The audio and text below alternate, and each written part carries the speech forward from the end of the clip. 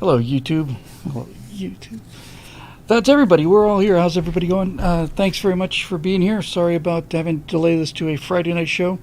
Uh, Thursday night is the night that the vets open late, and I needed to have a little conference with my cat Beans vet. So his blood work is good. His blood sugar is good. He's back right where he should be. I think the reason he had this near fatal diabetic coma a couple weeks ago was because I think I might have mentioned this. I got home very late.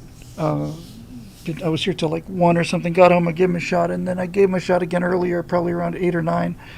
And I don't know if he ate anything in between, so I'm a lot more careful about making sure that he eats now. But as far as the scary stuff goes, there's definitely something on his X-rays, and we're trying to determine what that is. So Tuesday we're going to go in for ultrasound. I didn't think there was any good news in any of this. Well, none of it's good news, obviously. But if it turns out that it's on his spleen, and the doctor seems to think that's the most likely case, then it'll just be surgery, which will cost, what a used car costs. But I'll cheerfully pay it, and it gets those kind of things. It gets to family. You just sell my car if I have to. And if it's on his spleen, then they can get it out easily, and they can just take it away, and he should be fine, like it wasn't even there. If it turns out it's somewhere else, then that's going to be more difficult. So I won't know about that until Tuesday. I'll keep you guys posted, because you've always been so kind about all of these things for me. Yeah, that's about right, Lady Hawk. That's about the number I'm bracing myself for. But these are the kind of these when you get into these kind of issues, surgeries and things, I consider cats to be family. I'm not one of those people that equates them with humans, but I certainly consider them to be my family. And when it comes to family, you just do what you have to do. So I'd heard about insurance for pets. We thought about getting it. We have 3 cats. 2 of them are young. Beans not so much. But every time I looked at the cat insurance, it just struck me as what dental insurance used to be, which is, here, you pay this, and then we'll pay 25% of your total. It just seemed kind of silly to me. But in any event, I don't think I need to do a GoFundMe for Bean. Thanks, especially since I've pretty much got the script wrapped up. But in any event, thank you for the kind words, and I had to go do that last night, so that's why I wasn't here. Okay, my goodness gracious. Chris Linebury, excuse me, all the way from Blenheim, New Zealand's public library. My God, what a world we live in.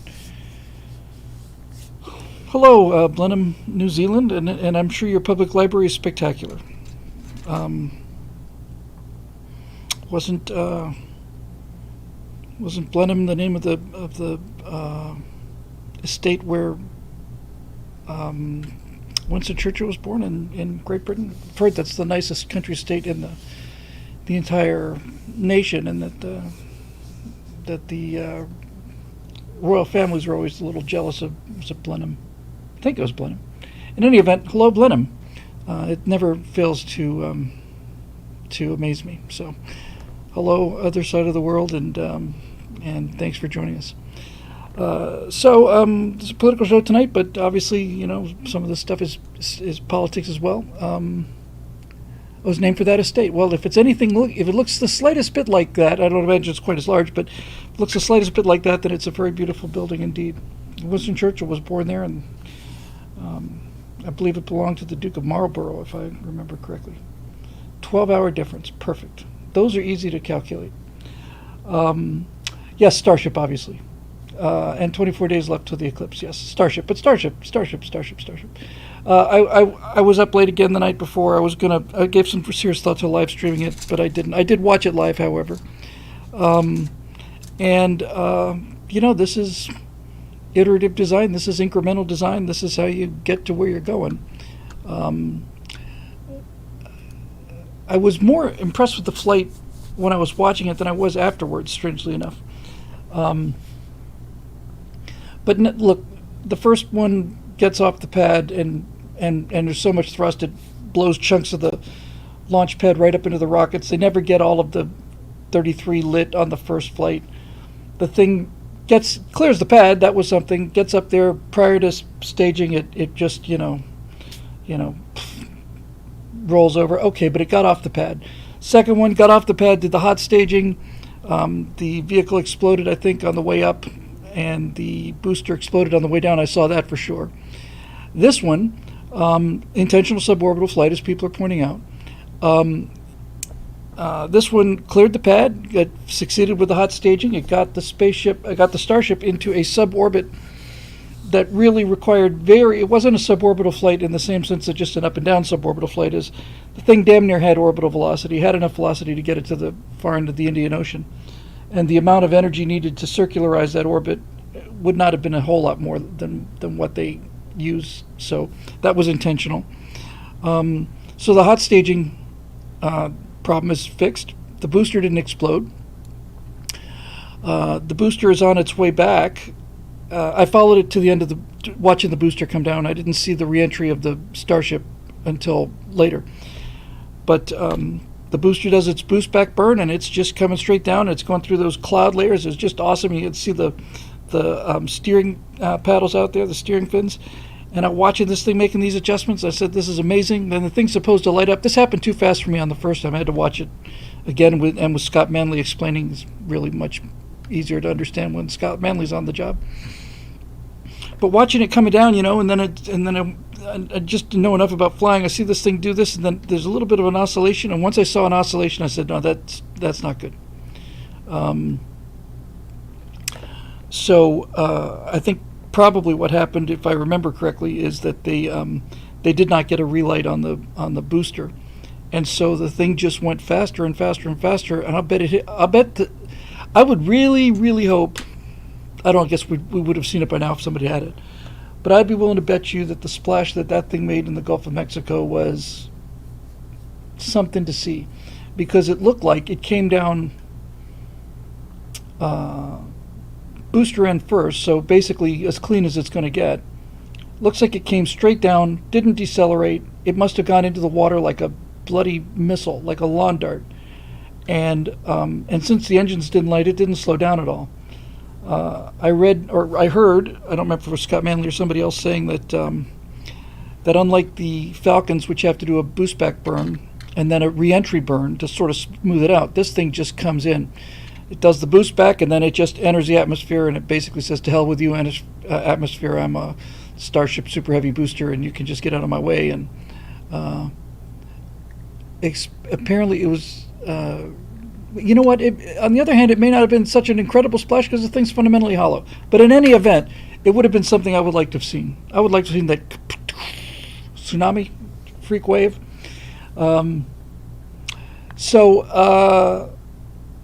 Nevertheless, it was a success in every way, in the only sense that matters, and that is that they learn new things that don't work. That's the entire purpose of flight test. Is you just don't want to. You don't want to not learn new things that don't work. Eventually, they'll learn where all the things that don't work are, and that'll get it flight ready. And then it turns out there'll be some more things that they didn't know that didn't work, and those will come up and bite you when you least expect it years down the line. But in any event, this is how it works. So they're talking about a 2-month. Mentioned Rudd not splash. Rudd is what is that? Is it something unscheduled disassembly? Rapid unscheduled disassembly. Yeah. So it basically just came apart. There's a new word. I'm sure the range officer blew it up, or it blew itself up, because you don't want that thing hit in one piece. But anyway, yeah, and then the reentry of the Starship is as Chuck points. I'm sorry, as Roadrunner points out, the video of Starlink, we got to see something re-enter the atmosphere in real time. Never happened before, because of Starlink. Because instead of having to beam a signal down through all this plasma down to the Earth, because the plasma tends to be on the Earth side of the vehicle, if you think about it, that's where it should be. it was talking to Starlink, and apparently was talking to Starlink until the vehicle incinerated itself. So they saved it as well. So they basically blew up both of them. The big splash I was talking about was the big splash of the booster, but the live plasma on reentry was amazing, and as Scott Manley, I thought it looked pretty cool, and I thought it was performing as advertised. But again, Scott Manley says no, it's rolling. It shouldn't be rolling. You're right about that. But it looks like the thing looks like it's going to fly. It's apparently the largest spaceship ever in space in one piece. And I remember, I think my favorite part was during the reentry when you saw that one of the two fins started glowing orange just before the plasma appeared, just a few seconds before the plasma appeared. One of the fins starts getting real orange and starts glowing, and then the plasma starts to appear underneath, and then, wow. I'll bet that was a sight to see. I'm surprised, now that I think about it, given the fact that, given what you can make on YouTube if you have a video that gets millions and millions of views, it's not insignificant revenue. I'm rather surprised that nobody's gone out there specifically to get footage like that, because I think that would, you want to talk about viral footage, man. If I had that for BillWhittle.com and I was able to post, hey, I've got the only footage of the Starship burning up on reentry, and I've got the only footage of the booster hitting the water, that would be worth some money. And I'm sure they cannot, I know they can secure the area around the launch site, but they can't secure the entire Gulf of Mexico or the Indian Ocean. So you just go out there. Shouldn't be too hard to predict approximately where that would be. You might want to have 2 or 3 vessels out there just because it's going to be somewhere along this line. You just don't know where. I just think it's a good idea. I think it'd be worth doing. So anyway, so again, hello to everybody who's checking in and saying hi. It's very kind of you. So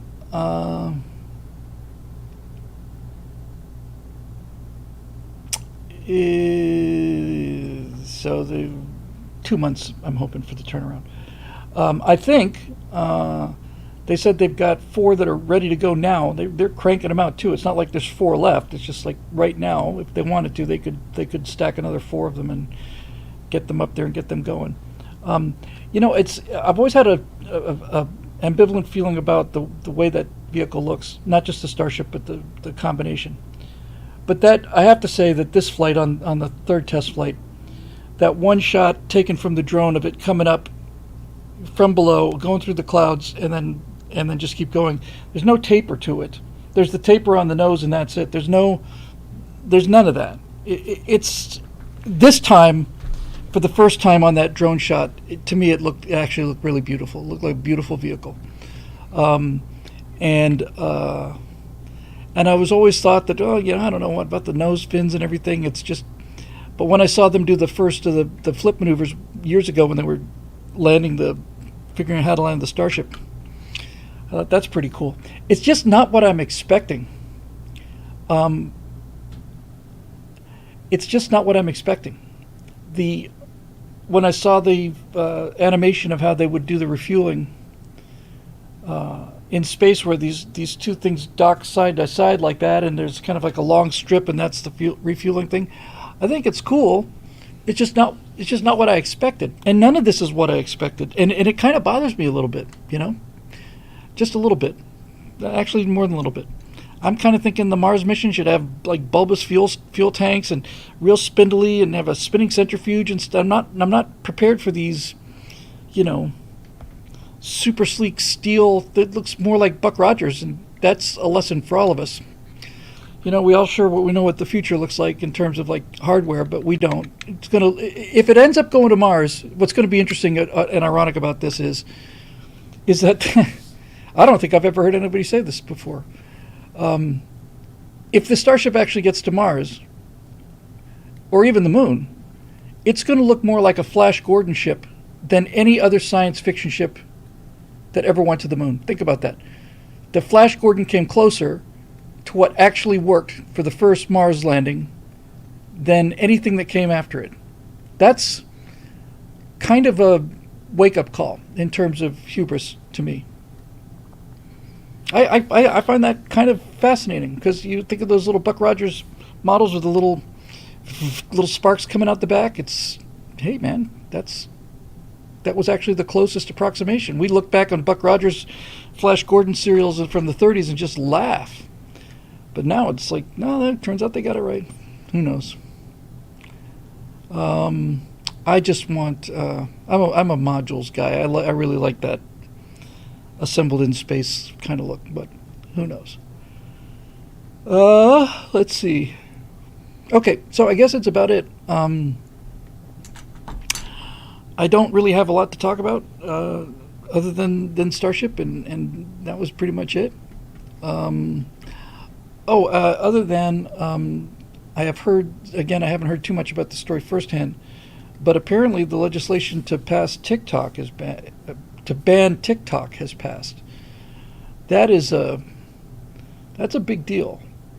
It's not just a big deal in terms of improving our national security, it's also a big deal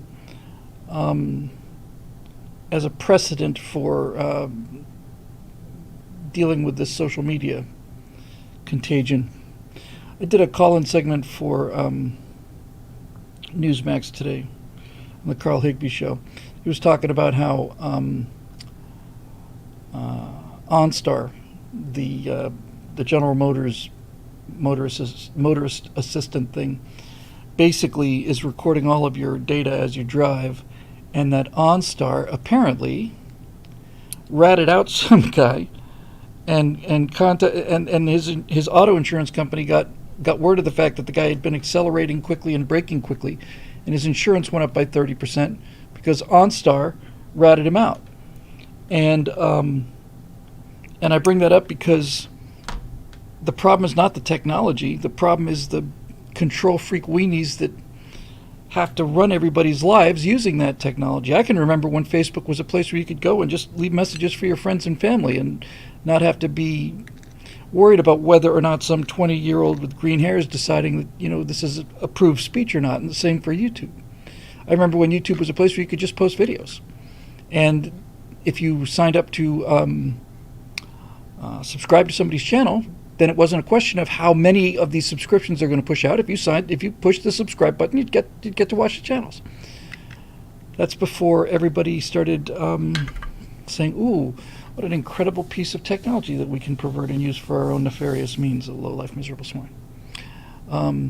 And Mariner says that now they're putting kill switches in all new cars. Under what right do they have to do that? They don't have any right at all. That's terrifying, and that's a fine argument for trading in the 2018 Camaro for the 1970 Camaro that I had when I first started. Bill, did you know that, speaking of Camaros, the Camaros are now the most stolen vehicle in the San Fernando Valley? Did not know that. I'm on my third Camaro. I had a 1970 Camaro, which I bought used in 1976. I bought a new Camaro, first new car I ever had in my life, in 2012, which I loved, and I did not want to sell that car, but I did because it had just come out of warranty. It was starting to squeak, and the air conditioning went out on it in the summer. And they said that in order to fix the air conditioning, they had to remove the windshield, the driver's dashboard, and everything else to get to this one sensor, and then it was a $7,000 repair. And I remember thinking, I don't know. I like the look of the 18s, so I decided, since I'm basically just making payments anyway, I ceased making payments 5-6 months before that. But I just decided I'd trade it up. And the 2012 Camaro was the smartest car shopping I'd ever done. I knew exactly what I wanted. I made phone calls to 20 dealerships within a 100-mile area of where I lived, and I kept using price quotes against these guys. Well, this guy, George Chevrolet is offering to sell me this for this, because I knew exactly what I wanted. This is in 2012. And so I would call other people, and they'd say, "Oh, no, we can't do that." And I said, "Okay, thanks," and I hang up. And then many times they'd call back. And then I finally got a price where I'd say, "This is what they're going to sell it for."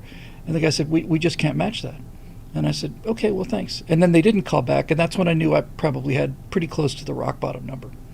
So that was the smartest I had ever been. When I took the car in and found out it was a $7,000 repair, or six or something, I said, okay, I'm going to look at a new car now. And that was a gigantic mistake. This is at Keys Van Nuys. And I don't mind mentioning their name because I'm not afraid of any retribution on their part because I'm telling the truth. So I went in there and I saw the car I wanted, but I wanted the see, the problem with the Camaros is there's the 1LS, the 2LS, the 3LS, the LS1. I mean, it's insane. There's no way to tell these things apart, no way to remember them. But what I wanted the same package that I had on the first Camaro, which was just short of the Rally Sport. And I had the heads-up display and the interior lighting, and I wanted that in the 2018. So it was 2019. I bought it 2018. I'm at Keys Chevrolet. I tell them what I want. I want the silver paint. I want the heads-up display, and I want the big engine. I want the 3.6 liter engine. And he showed me a car, and it wasn't that. And I said, and obviously the leather seats. This thing had cloth seats. So he said this verbatim. He said, so let me get this straight. If I get you the car that's got the big engine, leather seats, and silver, that's the one you want, right? I said, yeah, that's what I'm looking for. And I'd mentioned the head-up display, but he didn't mention it. That's what he said. So he said, okay, well, we found one. It's in Riverside. It's going to take us an hour or two to get here. So it ended up taking 4. And I'm sitting there in Keys Chevrolet, and they finally show up with this car. And sure enough, it had the big engine, and it had the leather seats. And I got in there, and I drove it home, and I thought, man, this dashboard looks pretty crummy. And, it looked like a Toyota dashboard. They all do now. The 12s were fantastic. They were just so cool. And it didn't have the lighting package and stuff, so I thought about this for a while, and by the time I'd finished thinking about it, a couple of weeks had gone by, and I realized that what had happened was he had not given me, because the thing didn't even have a coat hanger. The seats wouldn't recline all the way. There was no USB port. All the things I'd had on the previous car weren't here. And I realized after the fact that what happened was this guy found a car, a much lower version of the Camaro than what I wanted, got leather seats, had them installed, and sold me a lower car than the one I wanted. He just plain ripped me off, period. And that made me quite angry. So this is the last year for. No, I don't have any remorse about buying the car. I love the car. I love the way the car looks. I love the way the car handles. I didn't return it because I love it, but it's not the car I wanted, and it's not the car. What's more than that, I thought I was getting the car I wanted. If it wasn't the car I wanted and I knew it wasn't the car I wanted, then there's nobody to be angry at but myself. But this guy basically just conned me into it. I've been there for an hour and a half looking around.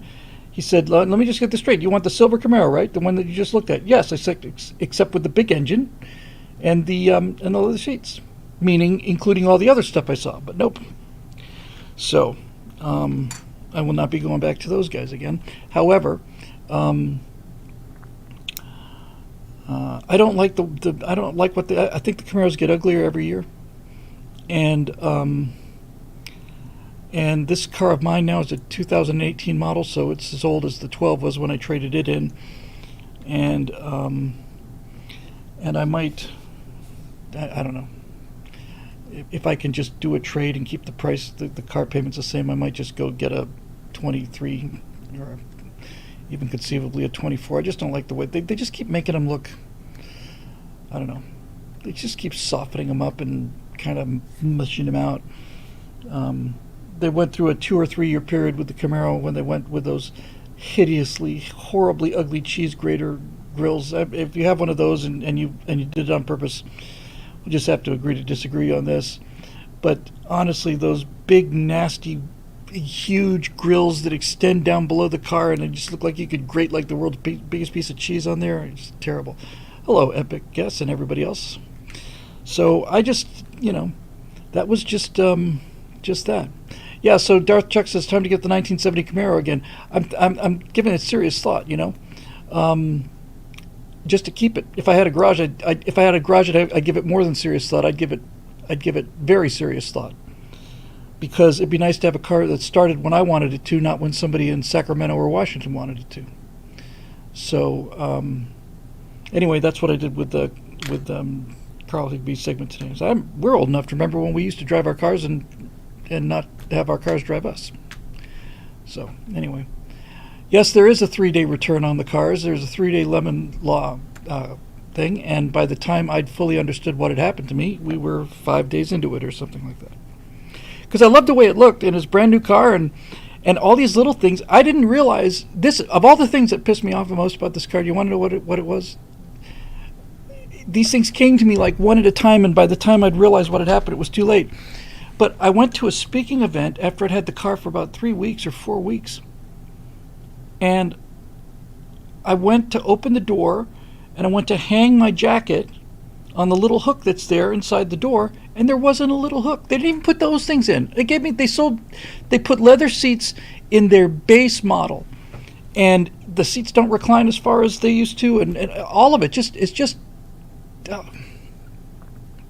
really gonna do this one like I did the last one. I actually spent some time looking to see if there were any 2012s available for sale. And I did this recently, like a couple months ago, and there were, but they've got 100,000 miles on them, so I don't think that's a really smart deal.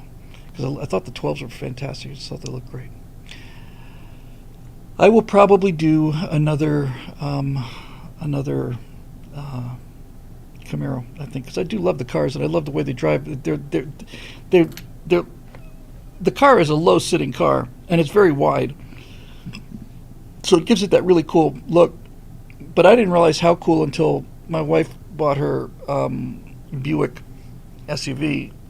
When Natasha's Buick SUV was in the driveway, and I pulled up and I saw them side by side, I looked at my Camaro and I said, "This car is just like a skateboard, only lower." Boy, I sure do love it. The windows are like this high. It's like this, like looking out of a Spad or something. No, and the 70's not affected by EMP either. No, it's a serious security issue. Having an old-fashioned car with I don't know, did they use magnetos? I guess they must have. That take a EMP pulse and it's not being tracked, and it doesn't have any devices in it, and it's not not subject to somebody else's wishes. It's not reporting on me all the time. Her name is Natalia. Her legal name is Natalia. Everybody calls her Natasha's a nickname for Natalia. My legal name is William, but that's how those things work. Points, quills, and condensers. Yeah, no computer. That's right. Exactly. So, anyway, that's that. So I thought I'd get to questions since I've munched a bunch of questions, and since I missed the show yesterday. I'd like to get out of here relatively early tonight, only because I continue to have work to do. But I guess that's something I've been saying since I've been doing the show. So we may have a look at the questions, and if it's anything close, we'll get through all of those at least. Oh, and today's the Ides of March, by the way.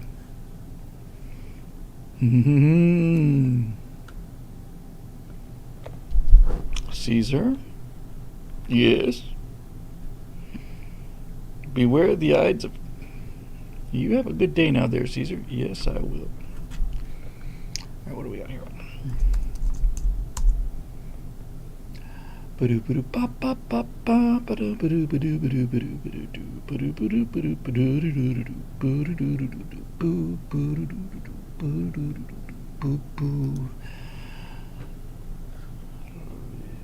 Log in.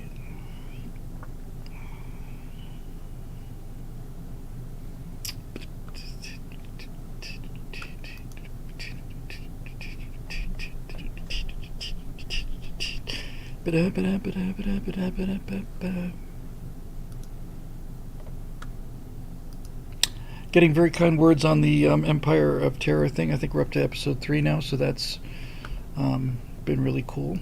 So I'm happy about that, and it's nice to get that out there finally. It's an interesting question, which I will take just because it's such an interesting question. Came right out of the YouTube comment section. I monitor both these things. I don't normally just do this, but I'll do this one because I don't recognize the name. From Insane Fame, do you support a majority Christian America? I support a majority Christian America so long as it's not mandatory. I think that the country's fundamentally based on Christian principles, and that when the country is fundamentally Christian, it's more in line with how the government is designed to work. But I'm not by any means saying that it's a requirement that, you don't,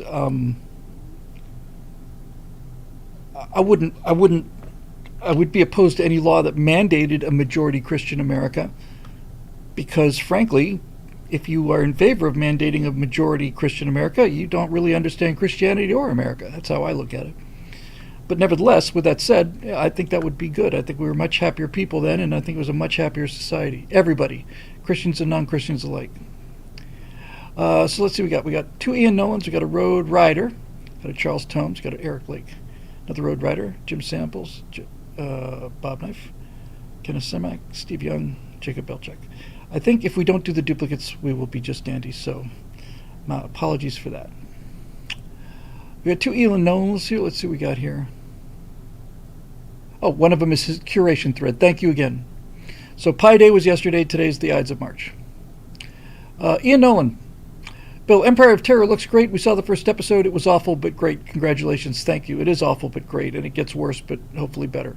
If you follow my meaning based on what you wrote, thank you. It's very much. Very kind of you. One last thing about SpaceX before I go on. Monday night is a launch at Vandenberg. And I kept saying, why isn't it Vandenberg AFB anymore? It's Vandenberg SFB. I guess that's for Vandenberg Space Force Base. But here's what's interesting about this launch. I think Natasha and I will go to this one, which would mean we'd probably have to cancel the Stress for Studio show. But the reason this one's interesting is because the Falcon 9 launch, standard Falcon 9 launch from Vandenberg, but the launch time is at 7:20 p.m. and sunset is at 7.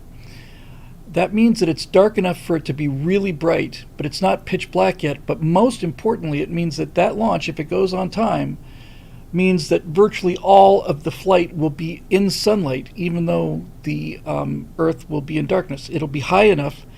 It might be as spectacular as that one where it just lit up LA and got all those UFO calls. I think it's going to be pretty cool. So chances are pretty good we're going to be gone for that on Monday night and go out there and watch that. I've seen 3 of them now from LA. The one we went out to see and was scrubbed, and we saw 2 others since then. And it looks exactly like a Roman candle going up from here. And then it goes out, then it's dark for a while, then there's just a little speck of light for the second stage, and you're tempted to just say, oh, that's about it. But if you stay with it, it just starts to fan out into that super wide plume, and it's great. And I looked at it last time, and I just went, oh, okay, got it.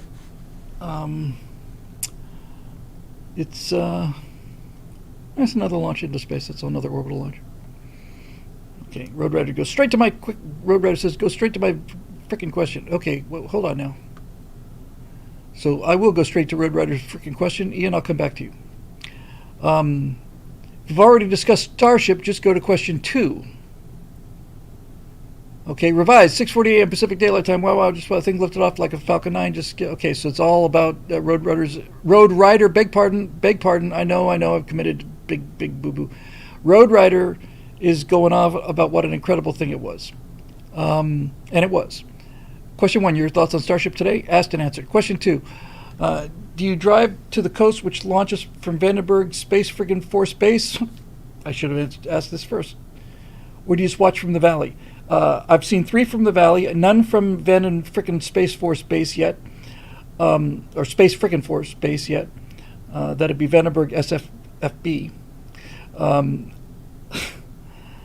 But we have plans to go. We don't have plans. I've talked to Natasha tonight, but I think we're going Monday night because of the launch timing.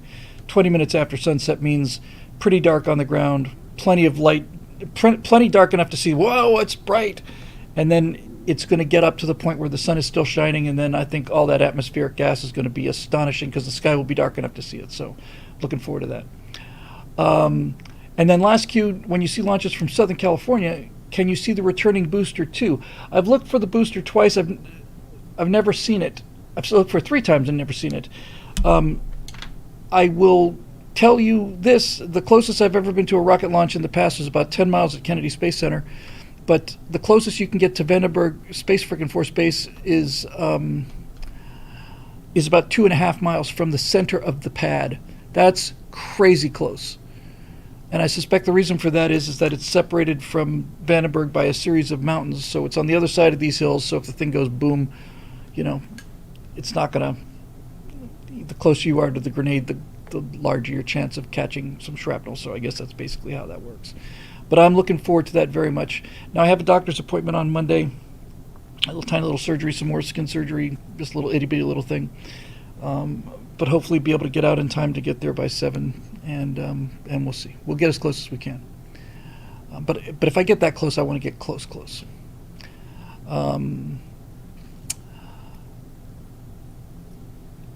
Again, world-class work on Empire of Terror. Episode 1 wasn't a horror movie, it was a horror reality. I'd like to put a blog post up of how I go through Daily Wire chatbot to a human to express my thanks for putting up such an amazing program, hoping others will too. Thank you so much for that, Road Rider. And by the way, I have not been able to find on Daily Wire a comment section. I wish there was one. The only comments I've ever gotten about stuff that I did for Daily Wire was when they would show versions of it on YouTube. Now, those comments have been off the hook. But everything that I've heard so far has been great, and I was able to get direct feedback on episodes from Apollo 11, all 4 episodes of Apollo 11, and a couple of episodes of the Cold War on YouTube, but all that they ran on YouTube for Empire of Terror was a trailer. So... And this What We Saw thing, they shoehorned that in at the last second. We never referred to it as What We Saw until the last second. I'm glad they did, mind you. It's a series, and it's considered season 3, even though America's Forgotten Heroes is in there somewhere. But thank you for the kind words about that. It's very, very nice of you. It means the world to me, especially coming from you, Road Rider. So there you go. Okay, so back to Ian Nolan here. Oh, Empire of Terror looks great. Saw the first episode. Awfully great, yes. Here's my question. Eisenhower was absolutely prophetic, but now we're in it. How do we dismantle the corruption between the military-industrial complex and the uniparty, the blob, without weakening our military and pulling them back home? Is that even possible?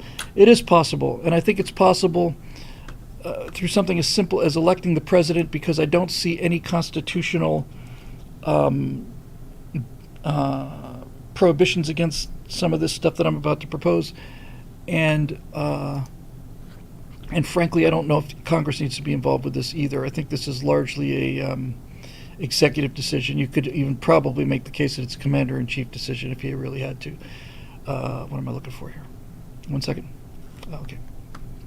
So yeah, what would I do to fix the military-industrial complex? Well, the first thing I would do is what I've been talking about doing many times, and that is I would honestly, truthfully, I would demonopolize the Pentagon. I would eliminate the Pentagon as the nation's. I would eliminate the Pentagon as the Pentagon. I'd sell the property. I wouldn't want anything to replace the Pentagon. I wouldn't want the apartment complexes up there. I'd turn it into maybe the biggest museum in the world or something like that. But I would eliminate the Pentagon as we know it. The Pentagon is a fortress of that protects the most inner circle from outside influences. That's what it is. It's a fortress that's designed to protect the brass from the world. I'm sure virtually all of you know that the outermost ring of the Pentagon is the least secure. The innermost ring is the most secure. During the Cold War, you could make a case for all of this, but even then, it's just got to go. I've said I think we should just sell it off and make it the world's biggest ice skating rink or roller rink or whatever the case may be. Maybe we could do go-kart racing, something like that, which would be a lot better for the country. So here's what happens. It's not unique to America. It's not unique to the Pentagon. It's just what happens when you have isolation like this. The Pentagon has, for most of its existence, but especially since Obama really politicized it, This goes way before Obama, by the way, so you could make the case it goes all the way back to Eisenhower being aware of it post-World War II. But the Pentagon is a priesthood, and the people that succeed in the Pentagon are not warriors, they're politicians in uniform. And there's no question about this. And I have seen things and heard stories about what officers in uniform, decisions that they've made in the Pentagon that they knew would cost the lives of their personnel in the field, and they did it anyway in order to get the promotion because they were in charge of the program. And also to get the big retirement and the contractor deal and all the rest of it. That's just outright treason as far as I'm concerned. And my attitude towards the Pentagon is, guys, you had plenty of warnings. We warned you plenty of times. Now you're the ones telling us that we're going to, that diversity is our greatest strength and that not lethality, not preparedness, diversity. You're telling us the greatest threat to national security is global warming. You're telling us that this country is not worth defending and that it's a haven of slavery and racism and all the rest of it.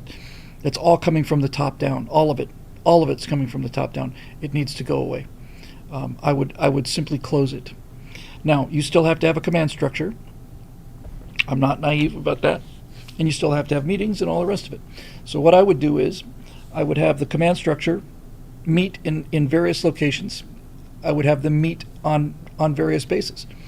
And so, and when I say various bases, I don't mean just CENTCOM. I mean, if there's going to be some major publication, I have no problem with flying admirals and generals and back and forth to their colonels and supporting majors even. I have no problem with putting that on the government dime. That's what we have a military for. Y'all can get on a C-17 instead of a Learjet, and you can get on a C-17 and you can go to where your meeting is going to be, which might be in some Air Force base in Kansas or maybe, Davis-Monthan or something like that, and or McCord, any of these out of the way places, and you can go and have your meetings or your conferences or whatever up there, and that way you get a chance to touch base with the base. You get to interact with the soldiers, and you get to see what the place looks like. The commanding officers never know if the big brass are going to come into their base in the next couple of weeks or whatever. It's got nothing but gorgeous written all over it. And I'm in the mood to say I would preemptively fire every flag rank officer in the entire military. We'd lose some good ones, but it would be a net gain. And then I would promote aggressively from below. And I would promote I promote on recommendations from below rather than from recommendations from above. Does that make any sense? Because if you were to just theoretically cashier all of the generals and admirals, you'd be left with captains and colonels. And the captains and colonels who would be the captains and colonels would be captains and colonels largely because they've been kissing butt upwards. So promotion I would predicate on not what their bosses thought about them, because the butt kissing is what's got to go. I would take promotion based on what people of the rank or 2 or 3 below them said. I want to know what the majors think about this colonel and the captains. And I think that would go a long, long way. Dart says everyone above lieutenant gets retired. No, I wouldn't go that far. But I would seriously give serious thought to cashiering every single general and admiral in the United States military. I'd give them honorable discharges because I don't want to sort them all out. I would just basically say, this system has gotten us. It's gotten us Rachel Levine is what it's gotten us, and we're not doing that anymore. Besides, you have to look at the timing. The kind of men who would be of command grade now, flag grade now, would be the guys who served in Afghanistan and Iraq. And the great advantage to those guys is they have in the field experience. These are the guys who know what bad decisions from the top look like and mean. That's who I would have. I would certainly much rather have combat vets be promoted into positions of determining who's going into combat and who's not, and why and when and where, and what our objectives are and whether they're achievable or not. That's what I would want. And I would also institute something. I would push for.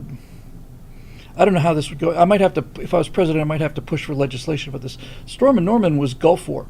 He's way too old for this. We're talking about guys who were captains in the field in 2003, 4, 5, 2010, even something like that. I would promote the men that the men below them thought highly of, not that the men above them thought highly of. Because this is kind of like that old saw that's got a lot of truth to it that women say, when you're dating a guy, if you want to know what the guy's like, don't listen to how he talks to you at dinner, listen to how he talks to the waiters. I think there's a great deal of wisdom in that. Great deal of wisdom in that. So I would want to promote the guys that the waiters thought were cool guys. I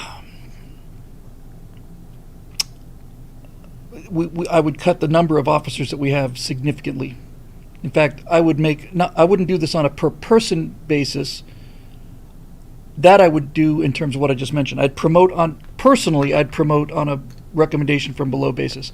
But on a position basis, I would have every single one of these people have to justify their why they're there. Why you need an admiral in this position. Do you need anybody in this position? And if the answer is yes, you need somebody in this position, then I want somebody to make the case for why it has to be the rank, and the lower the rank that could do the job, the better I'd like it. We are so top heavy, and we never, relative to other countries, we have not been. We did an episode just a couple days ago called The New Praetorian Guard, where Steve Green points out, very astutely I might add, that the purpose of the military in most countries is not to fight wars. The purpose of the military in most countries is to protect the ruling regime. That's basically it. And as long as those guys get paid, and as long as they get the best food and so on, while everybody else starves, then that's what happens. I'm seeing signs that we're getting a Praetorian Guard attitude, and I don't like it. Dave Big Booty says we have more admirals than ships. I would think we have many more admirals than ships, and I'm a big fan of thinking that an admiral would be somebody you would need to command a fleet of ships. I'd push the top guys out. I really do. I think I would do that. Yeah, it might be a time for another virtual presidency kind of thing. Re-elect Bill Whittle for virtual president. And so that's one of the things I would do. The second thing I would do is I would eliminate cost plus buying. That may I may want, whether it was required it or not, I may want legislation for that, where I would basically say, no, we're going to make it against the law to do cost plus procurement from this point forward. For those of you who are not familiar with the term, used to be that if we wanted a new jet, let's say, a new fighter jet, we would put out a contract, we'd put out a bid rather, not a contract, put out a bid, and General Dynamics and Lockheed and Boeing and McDonnell Douglas and North American and all these other companies wanted the money. We would basically say, hey, we want to buy 700 fighter jets. Who wants to sell them to us? And then all of those companies would say, we do. And then on their dime, they would put together their best jet. And this is like a shopkeeper putting their wares outside. You claim to be a baker, do you? Yes. Well then, let's have a little taste of some of your pies. So I would have them, that's what used to happen. And the winner, it was winner gets all. Winner takes all. If you had the best jet, you would fly it off against the other 4 or 5 jets, and the best jet won, and then the government went and bought those jets. So what does that do? Well, first of all, it puts competition in play. It makes every single one of the players want to produce the highest capability aircraft at the lowest possible price. That alone is 90% of your problem right there. But what we have now is we not only don't have competition, we've got, 2 or 3 conglomerates. We've got Lockheed Martin, we've got Boeing, McDonnell Boeing? I don't even know. I can't, and I know this business, I can't keep track of them anymore. Northrop Grumman, Lockheed Martin, Boeing, And I'm pretty sure Boeing merged with McDonnell Douglas because they think they took their logo. But in any event, you get the idea.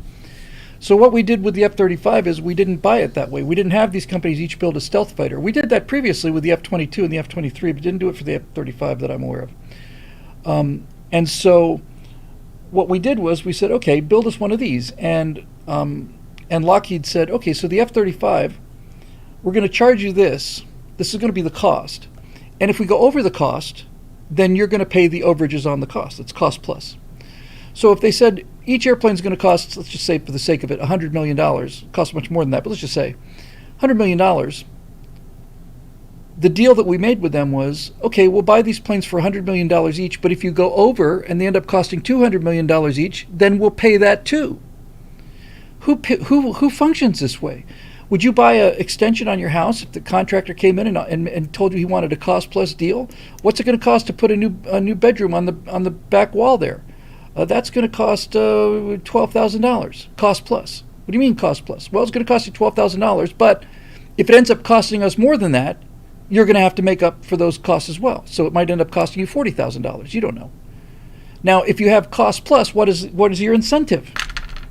If I'm making something cost plus for somebody, what's my incentive? I'm incentivized to overrun costs because I make a profit on every single transaction I do. If it turns out that I'm spending a year more time, yes, I have to pay the employees more time, but I'm charging a year's worth of employees, so I'm making a profit on being late. I'm making a profit on delays. It's insane. It's insane. And the only way that any kind of economic deal like that could ever be made is if both parties are in on it, meaning the politicians get the kickback from the defense contractors and the defense contractors get these exactly ridiculous laws from the politicians. It's got to stop. Our military deserves better than that. Now, with all of that said,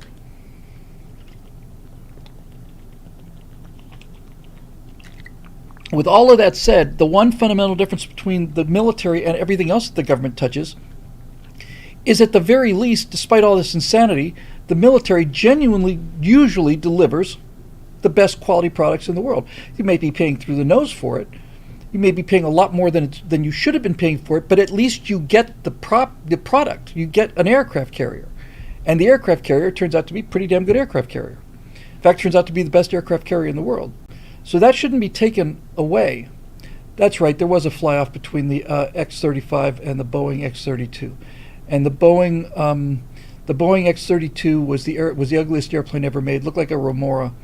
It was my Marco Rubio moment. Yes, I remember when Marco Rubio had a drink in the middle of one of his things there. I thanked him for every time I did a live event for 2 years after that. Every time I had to take a drink, say, "Thank you, Mario." It's thirsty word, just outgassing all day.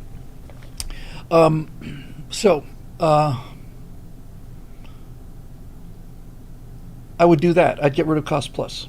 I would develop something that I would apply throughout the entire military if I was the defense secretary or the president. But I would do this. Oh, I have to answer this real quick. James Baranowski says Kelly Johnson was a fair player, on time and fixed bid. Those were different times. They were different times. And because Kelly Johnson was a man as good as his word, when they had to develop the U-2 in a hurry, and I mean quickly, they needed that plane fast. And so it was going to take a certain amount of time. Retired Navy captain, you're on point, sir, with a $99 super chat. John, what do I say about that? That is incredibly generous of you. But the honest truth, John, I say this in 100% honesty. The compliment means more to me than the super chat does, and the super chat means a hell of a lot to me. Thank you. Thank you, thank you, thank you, thank you. It's always nice to hear that you're not full of crap from people who would know. But Kelly Johnson, when it got time to get the YouTube going, I think they mailed a $12 million check to his house. I think it was $12 million. I know for a certain fact they mailed money. It might have been $1.2 million. I don't know. It was a much different time back then in terms of cost. But in order to get the YouTube going, once Kelly Johnson proved to them or told them, I can build this thing, they said, well, we need CIA job basically said, we need it right now. They said, well, it's going to take 6 months just to get the funding through Congress. How much do you want to get started? Well, $12 million. Here's a check. It's in the mail. It gets delivered to Kelly Johnson's mailbox. He takes it into Lockheed, caches it, and they start building the U-2. So yeah, that's how you can deal with gentlemen, and you can deal with handshake deals if you've got somebody with integrity on the other end of the line. Burt Rutan and Scale Composites, who is, there's only two contenders for the greatest airplane designers of all time. It's Kelly Johnson or it's Burt Rutan, and I don't even think you need to compare the two. They're both so out of the box brilliant, but they both function the same way. Burt Rutan can finish an airplane for what it costs Boeing to study the problem of the airplane, and it'd be a better airplane. There's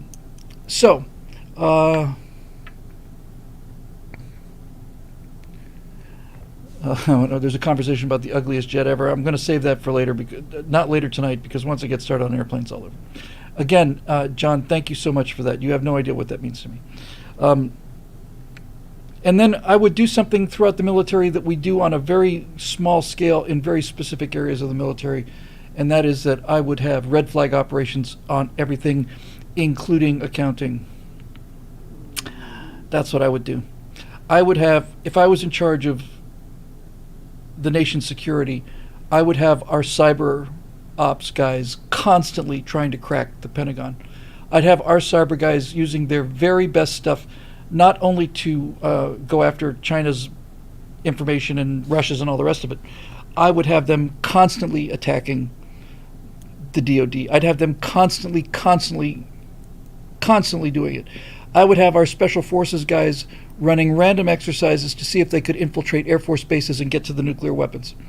I think the SEALs would have fun doing that. SEALs don't have to prove anything to me. If you become a SEAL, you go through what it takes to become a SEAL. I know what the fundamentals of BUDS is, and I don't like being in a cold shower for 30 seconds. So I would have an entire squad of guys, entire job as training. This is not all they do. This is not their job. This is what they do for fun and to get paid when they're not out overseas grabbing bad guys from overseas. I'd have SEAL teams constantly testing the security of U.S. bases. I would have them constantly testing the security of ships in harbors. I'd have SEALs constantly trying to see if they could put explosives on the bottom of an aircraft carrier that's in Norfolk or San Diego Harbor. I would just be constantly testing the system, and I'd be testing it accounting-wise too. I'd have a team of crack forensic accountants going after every penny in the Pentagon, in fact in the entire government. That's what I would do, and I would just keep at it. I would train. I would sharpen the blade constantly, and if I didn't have the budget to be training in the air with real things, then I'd be training on PCs, because DCS is not the same as a military-grade simulator, but I'd be willing to bet you that the top fidelity DCS models, I'd be willing to bet you are 90, 92, 93%. And the things that I've learned just doing that, I'd be running simulations nonstop. I would hand out copies of Digital Combat Simulator to the military, and I would encourage everybody from a private to a general to, in their spare time, set up a situation where you've got a platoon of U.S. tanks versus the Red Army or the Russian Army. I would just do it, just for the fun of it, you know? There's something out there called Universal Battle Simulator, and it's a lot like, what's the thing that preceded it? It's really cool. What was that battle simulator? It's still out there. Anyway, Universal Battle Simulator allows you to do things like, what happens if you took 400 modern American soldiers and put them up against 100,000 Persians? Or what if you wanted to take 30 million zombies against 55 phalanx phalanx close-in weapons systems with unlimited ammo? Anything you can imagine, you can just do. But you can learn interesting things like this. The Grim Reapers are not known for their, it's a DCS channel, they're not known for their rigorous academic conformity, but that's not even important. They will show you what happens if you put a U.S. carrier group up against a single U.S. carrier up against a carrier group up against a single Chinese carrier group. You'll see the Chinese win, and then you'll see them introduce F-35s, and then you'll see America just wipe the floor with them, because these F-35s just go off the carrier, and all of these enemy J-11s and J-30s just disappear. Goodbye. Then the F-18s come out, and then the F-18s start getting it in the teeth. So the stuff works. It just shouldn't be this expensive. I will say that the F-35 program was the worst procured program in history, and I was very hard on that airplane for a long time because it was so far over budget and so far past its deadline. But that baby appears to perform as advertised, and in the F-35 we have the same thing that we had with the F-16 a generation ago, and that is we have both quality and quantity. That is a nice thing to have. China's building their first nuclear carrier. Dave Big Booty says, I'll be amazed if it gets out of port. And I'm not joking about this. Here's the thing, see. Home builders have an expression of people who build airplanes from kits. And the expression is 90% done and 90% to go. The reason they say that is because if you build an airplane from a kit, or plans even, the first thing you build are the big things. So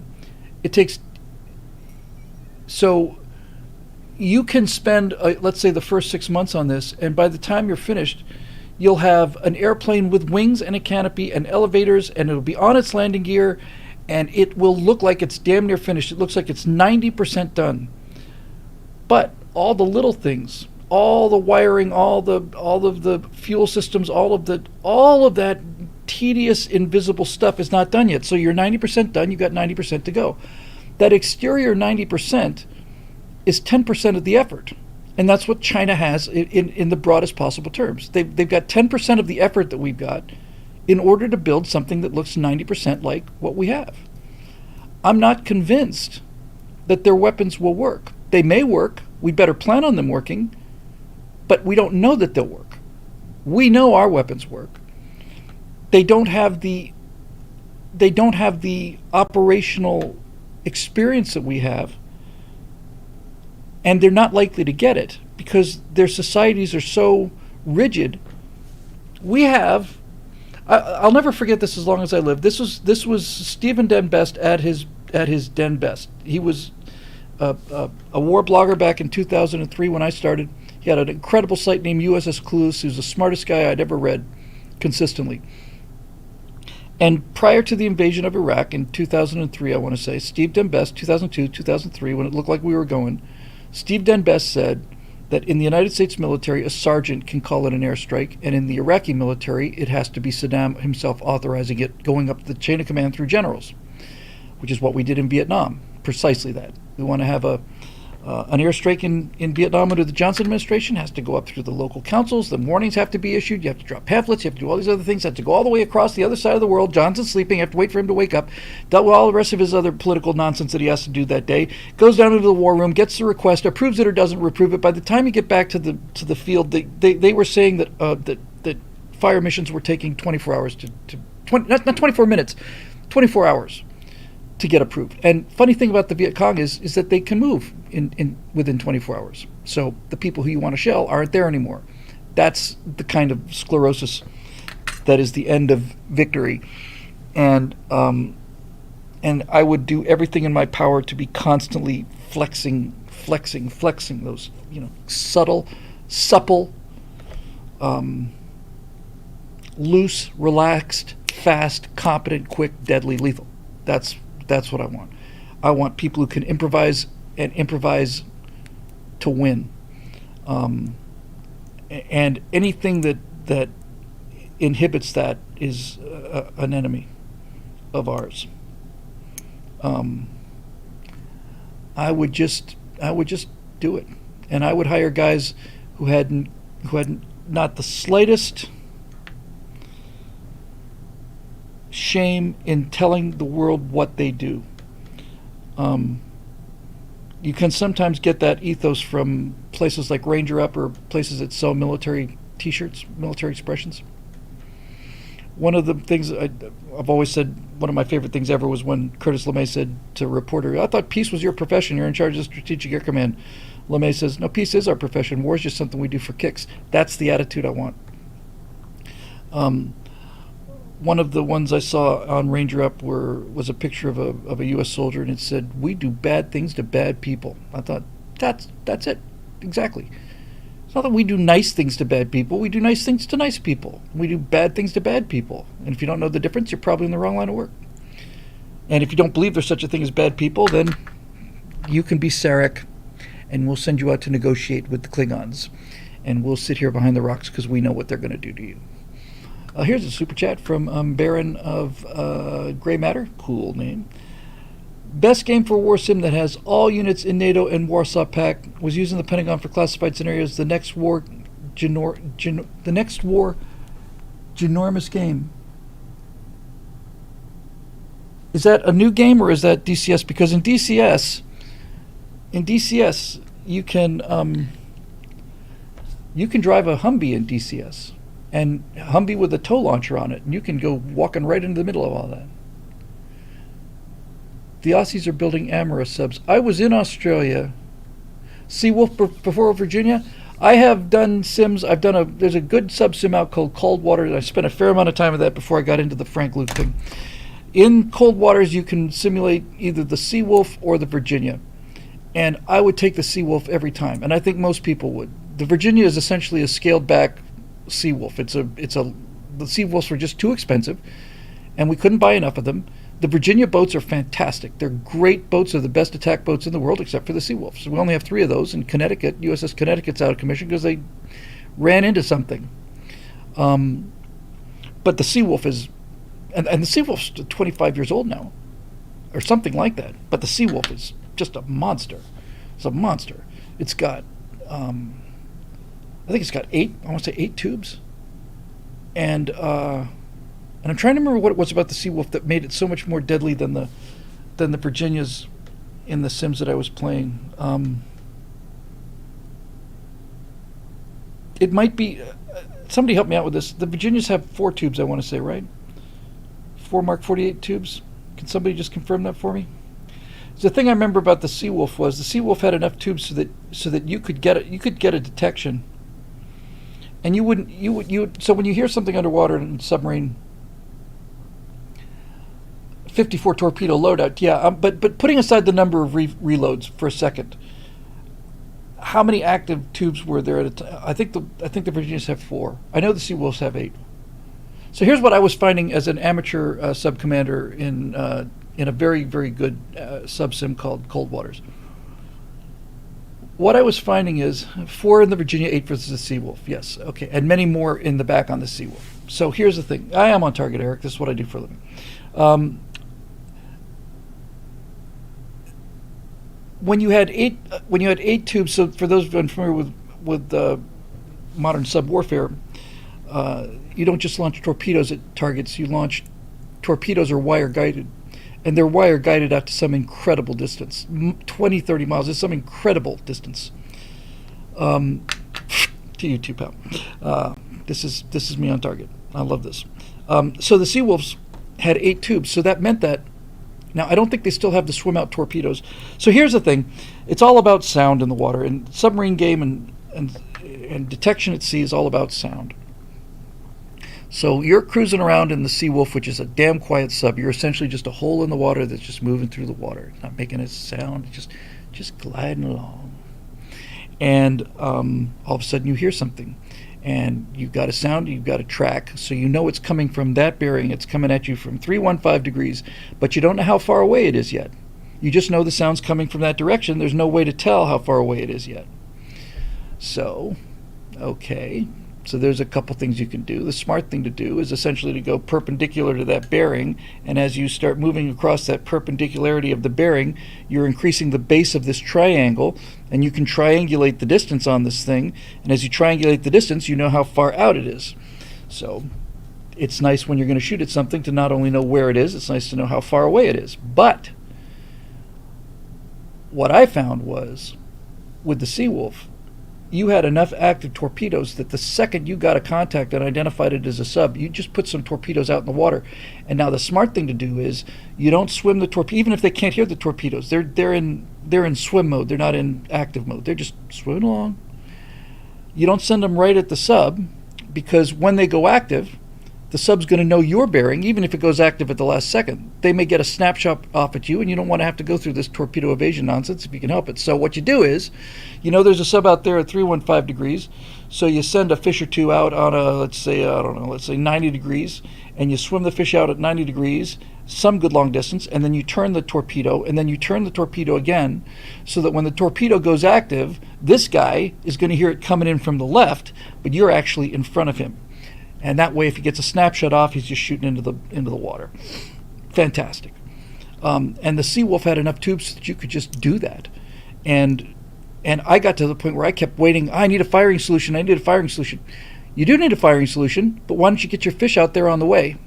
Because if you can destroy that enemy sub, he's got wire-guided torpedoes too, you see. And you can spoof a torpedo, but it's impossible, nearly impossible, to spoof a torpedo that's still got its wires attached. So the goal is get your torpedo in the direction of that guy so that if things suddenly go hot, you can sink him and cut his wires before his guided torpedoes get to you. If you cut the wires, you got an excellent chance of evading. If you don't, you don't. So 8 tubes is nice to have, and having a bigger sub is nice to have. In terms of holding more weapons, it makes it probably marginally a little bit louder, but I don't think that's really much of an issue. Anyway, the Virginia boats are great. They make the LA class subs look like old garbage scows, but the 688 Los Angeles class attack sub's the most successful submarine in the history of the world. It's an astonishing platform. We built lots of them. They were the best in the world for the length of time it took for us to build something better. And I would be on that technological game hard, because when I saw that simulation of what the F-35s could do, even Fat Amy, bless her heart, it's not a pretty airplane, but when those F-35s just went out and started knocking down the best fourth-gen fighters that China had, just knocking them down, and the Chinese aren't even launching. They got nothing to launch. They got nothing to launch at. I'm getting to love Fat Amy too, Steve. I'm getting to love her. She's like this fat kid with a great personality. But my heart belongs to the Super Hornet. I just does. All right, so moving on.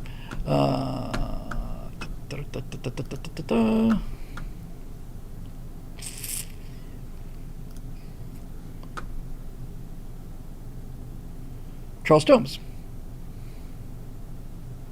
I could just sit here and do nothing but read Charles Tomes' introductions. They make me happy. I gotta warm up for Charles Tomes' introduction.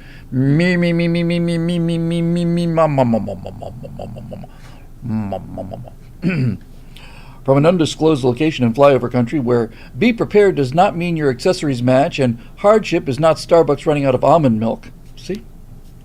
Darth Chuck the Merciless ruminates, talking with others in the last few weeks has turned up one common thread. We all feel something big is coming, and it's not a good something big.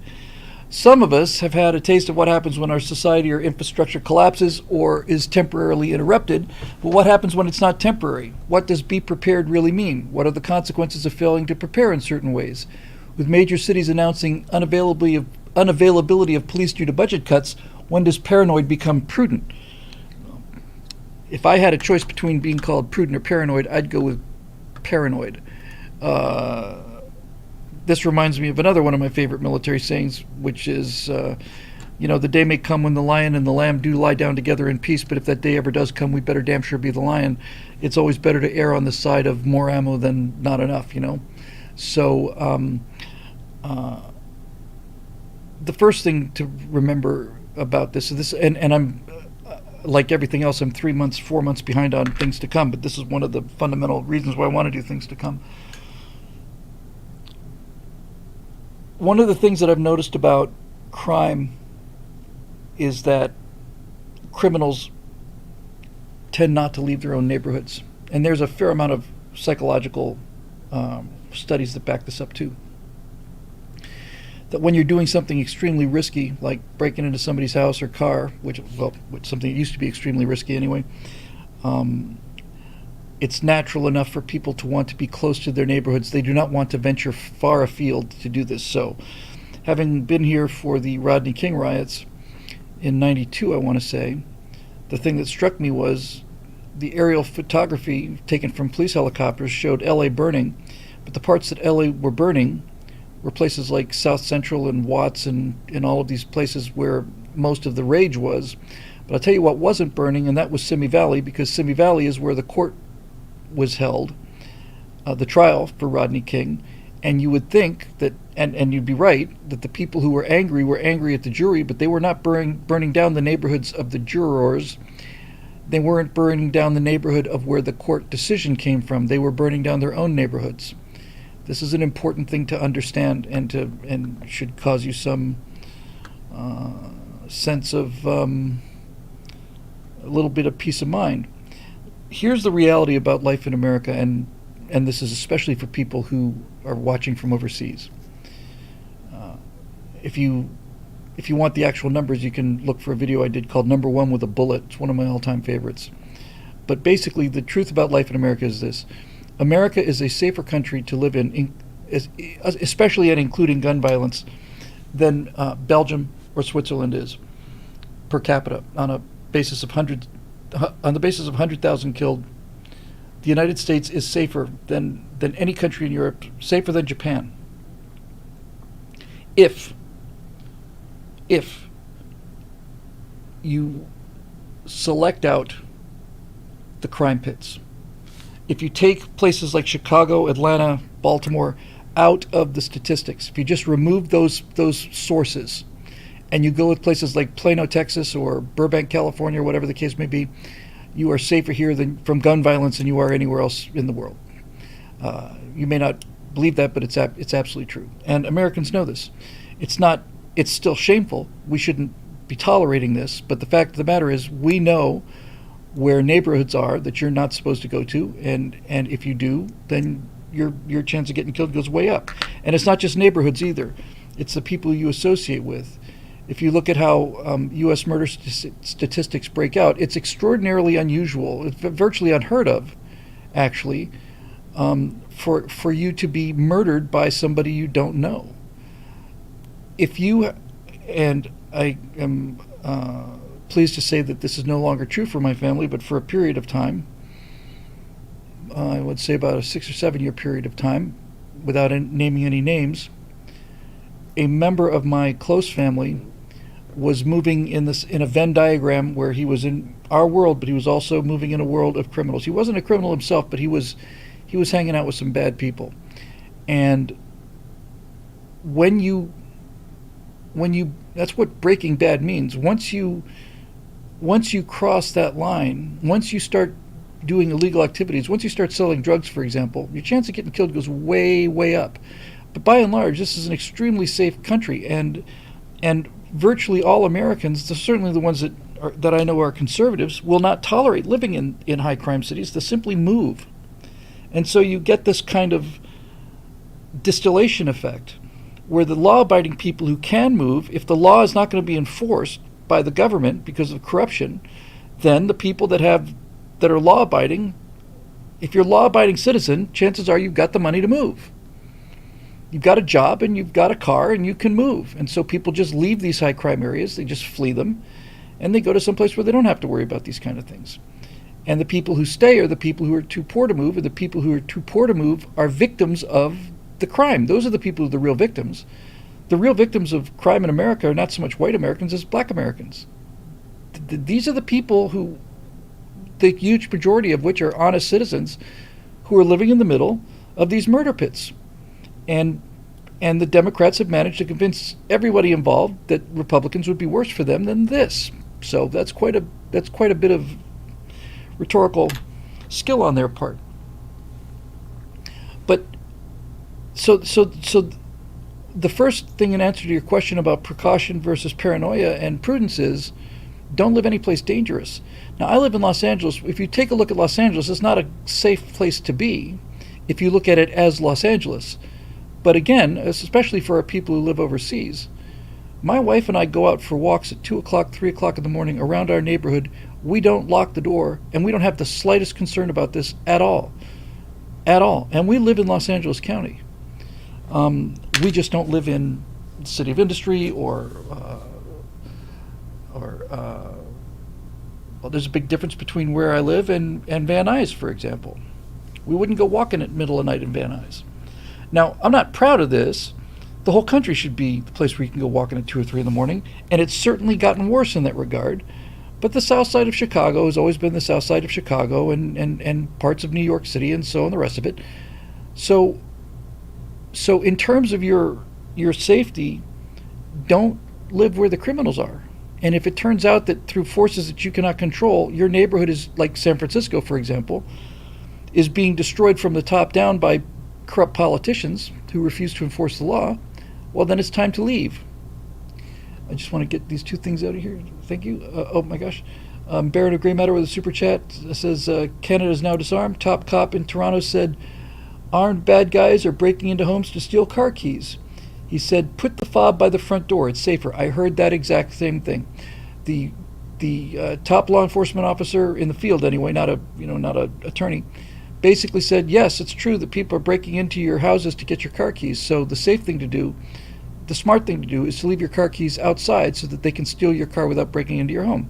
This is a way of looking at the world, and it's called the left-wing elitist worldview.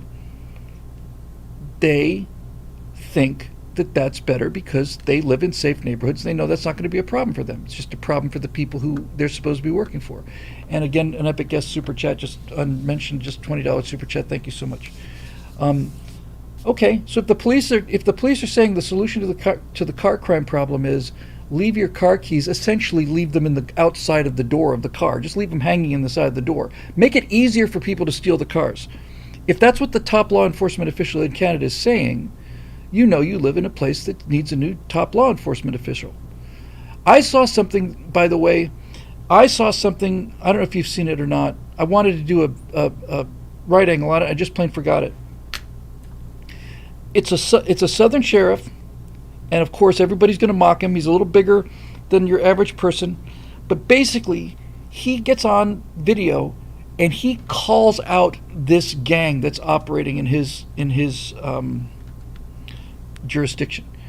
He stands there, and he's got all of his sheriffs behind him, and I think some of their family members too, or at least some of the women who work there.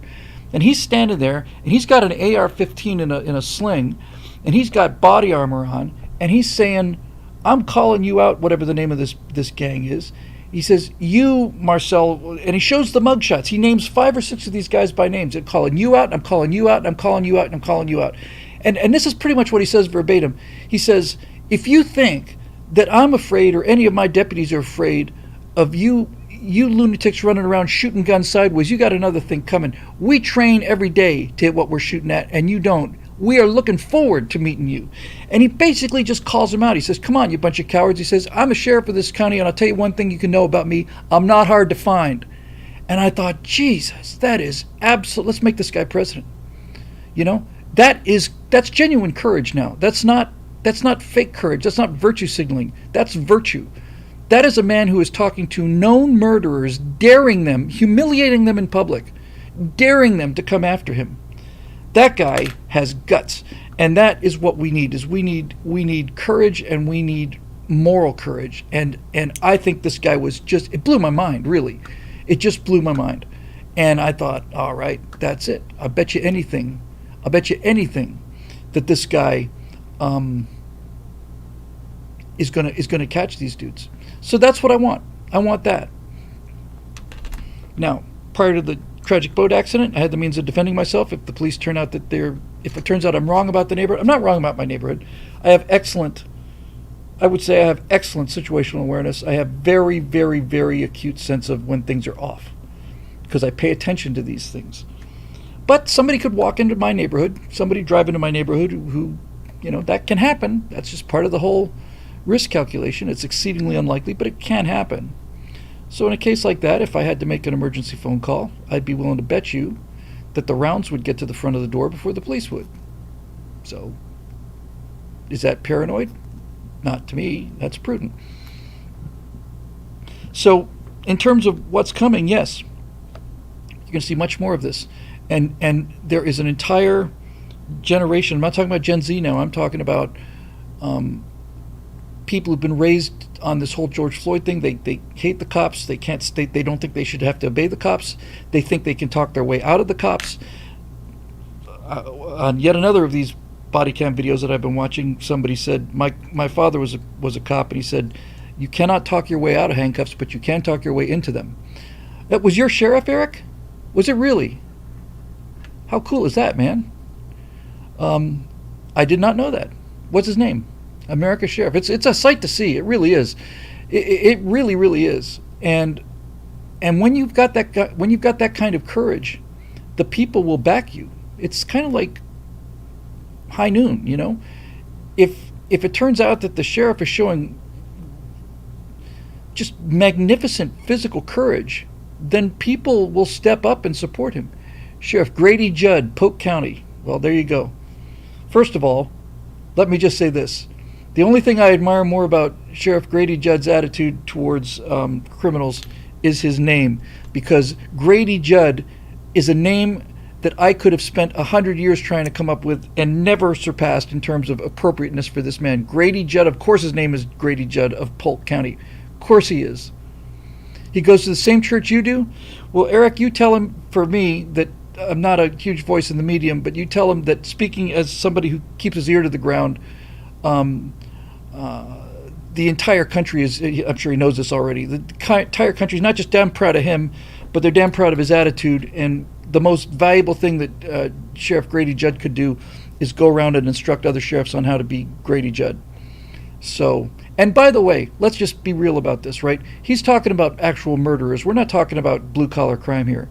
If one of these clowns were to accidentally, if one of these clowns were to actually walk up, sneak behind Sheriff Grady Judd and pop a cap on him and kill this brave man, then the world is coming to come after these people hard. And he knows it. The reason he calls them out is he knows that if something happens to him, then there is going to be jihad against this gang. I love it. I thought it was great.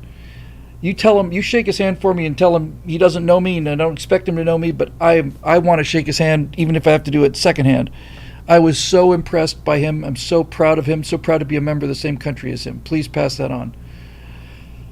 A Baron of Gray Matter with another super chat says, Pittsburgh, Pennsylvania is not staffing cops from 3 a.m. to 7 a.m. because of a purge, Inc. Okay, well, then if there are not going to be any policemen on duty between 3 and 7, the one thing you can count on is that there won't be any crimes committed during that time, because if there's one thing that criminals are, it's honorable and honest people.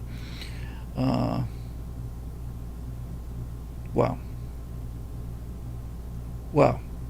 You tell Grady Judd that I think that he's one of the greatest living Americans, and I don't use that expression lightly. What a remarkable thing that was. I saw this guy and I said, I'm voting for you. Because you know why? You know why it's important? This is why it's important. Because if Grady Judd is willing to call out mass murderers, show their photographs on television, this guy's a coward, this guy's a coward, this guy's a coward, this guy's a coward, this guy's a coward. He has humiliated those men. He has put himself in genuine risk. And my attitude towards Grady Judd is this. If Grady Judd is willing to stand up to these kind of psychopathic murderers, then chances are very good that Grady Judd is also willing to stand up to the Biden administration or any other administration that starts sending him harshly worded letters about what he should do. See what I'm saying? That's why you need to vote for this guy. That's why you need to support Grady Judd. If he's willing to confront murderers, then he's probably willing to confront bureaucrats. And that's all I'm asking for. We pay an insane amount of taxes. What we spend in this country, we spend $4,000 billion a year. And I wouldn't be okay with paying it. But I wouldn't be insane about paying it if we got what we paid for. And we don't get what we paid for. We can not only get better stuff, we can get better stuff for much less.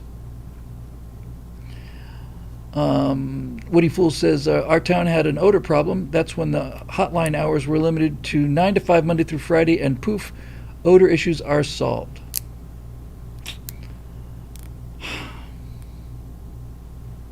Anyway, way to go. It was a late in my career, probably been 10 or 15 years now. When I say career, I mean my career as a U.S. citizen, not in this strange business I find myself in, which I love. But it was late in my career when somebody explained to me the difference between a sheriff and a police chief. I just thought a sheriff was essentially a country police chief. And I guess there's some truth to that. He's the county police chief, and I thought, okay, what's the big deal? I did not realize the amount of authority that a sheriff holds, and that the entire idea of a sheriff is one of the great circuit breakers built into this country in terms of stopping totalitarianism. The law enforcement official who is accountable to nobody except his own constituents. That is an incredibly powerful tool against tyranny that comes from your own government. He's not beholden to anybody other than the people who he is protecting. They are beholden to nobody other than the voters, and that's once every, 4 years or whatever they have to, whatever the term is.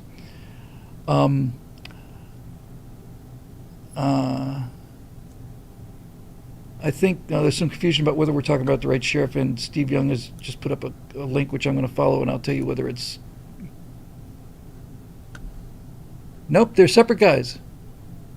Hold on. These are separate videos. This is a Captain Higgins.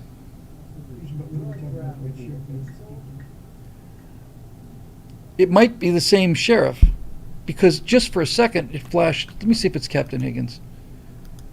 Because this is... It might be the same guy, but it's not the same video. And by the way, none of this takes away from Sheriff Grady Judd. Here he is. It is Captain Higgins.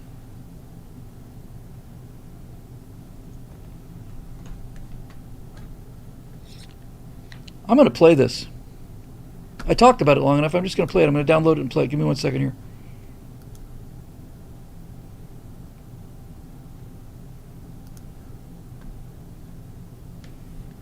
When I say play it, I'm going to play it and download it for you. Play this. I talked about it long enough. I'm just going to play it. I'm going to download it and play it. Give me 1 second. Look at you. Men like us, son, we do dumbbell presses with weights bigger than you. When I say play it, I'm going to play it. Hang on. I'm going to download it. This looks like... it's in St. Louis. It's in St. Landys Parish, so it's got to be Virginia. Captain Clay Higgins. Hang on. I'll download this and I'll load it into both of them so you can see it. YouTube and Twitch. Give me 1 second. It's worth the wait. I just gotta get my downloader.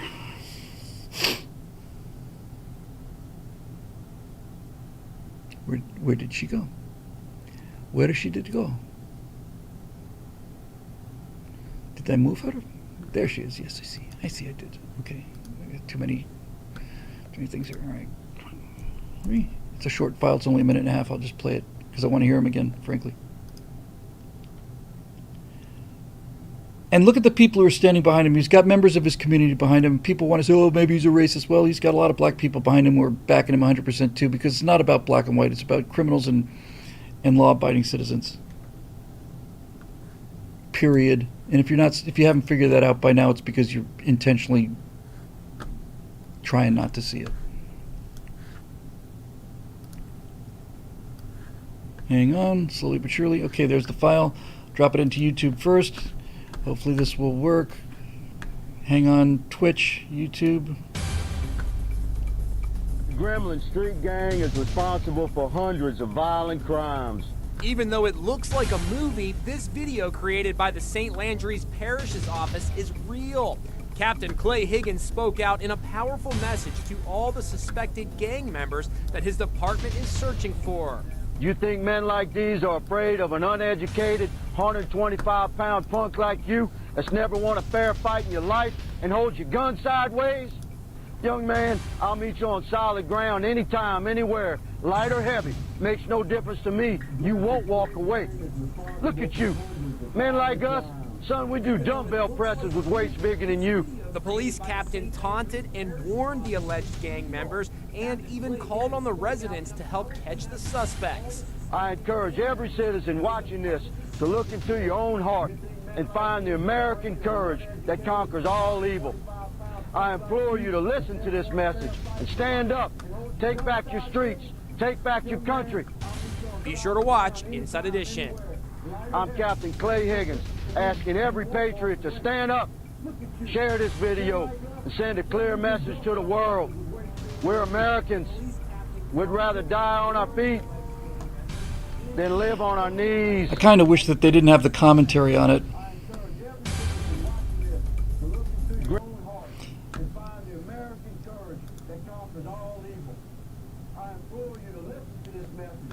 Stand up, take back your streets, take back your country. Be sure to watch Inside Edition. I'm Captain Clay Higgins, asking every patriot to stand up, share this video, and send a clear message to the world. We're Americans. We'd rather die on our feet than live on our knees. Okay, I have to back that up for 1 second because he said something that just blew my mind. Hang on. Sorry about the audio, but I just got to get this. I got to write this down. Hang on 1 second. Just one line. Okay, I have to back that up for 1 second because he said something that just blew my mind.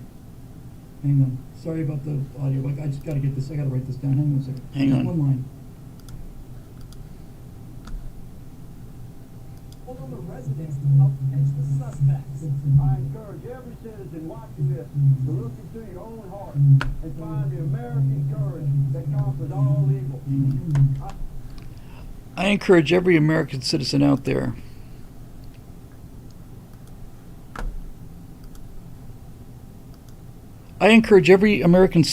there to look into your own heart and find the American courage that conquers all evil.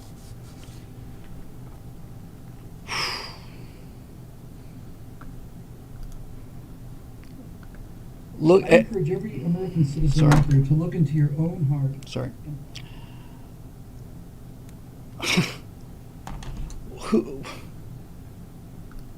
Well, where do we find men like these, you know? He's basically not just calling out, by the way, very importantly, he's not just calling out the criminals, he's calling out his own community. He's calling out the whole country.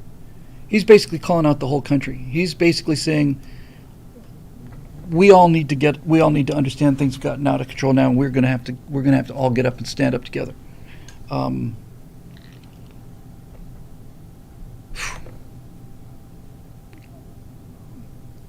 Calling every American to find that magical courage that conquers all evil, or something courage. What a guy. So hopefully that was the best answer I could come up with for your question there, CP Tomes. It's going to get ugly in places where it's already ugly. It's going to get uglier. And some of that ugly is going to spread to places that are not so ugly now, and they'll become uglier. Just look at San Francisco and New York. But we are still a nation of people like this, and like Eric's judge, Eric's sheriff, and I genuinely believe that. It's just that the contrast is going to turn way up, and then if things get really, really bad, we're going to end up in the situation that he just talked about, and that is the one that should make you exceedingly happy. We're not going up against Spetsnaz commandos, and we're not going up against the SS. We're going up against people that are going to be holding their guns and shooting like this. And if you've ever seen an actual shootout or a drive-by, or I haven't seen one for real, fortunately, but if you've ever seen a video of a drive-by, the car pulls up and it's like, toom, toom, it's like they're pushing the bullets because they think it looks badass, you know. Boom, boom, boom. I'd be amazed if it's amazing anybody gets hit at all. He's a congressman now? How old is that clip? I hope he's a congressman. Wish he was my congressman. 8 years ago. 8 years ago. How did I just see this? I just saw this a couple days ago. I thought it was brand new. It's 8 years old. He is. He's a congressman. There's a picture of him. I've seen this guy in Congress. Oh, man, no wonder. Well, see, just goes to show you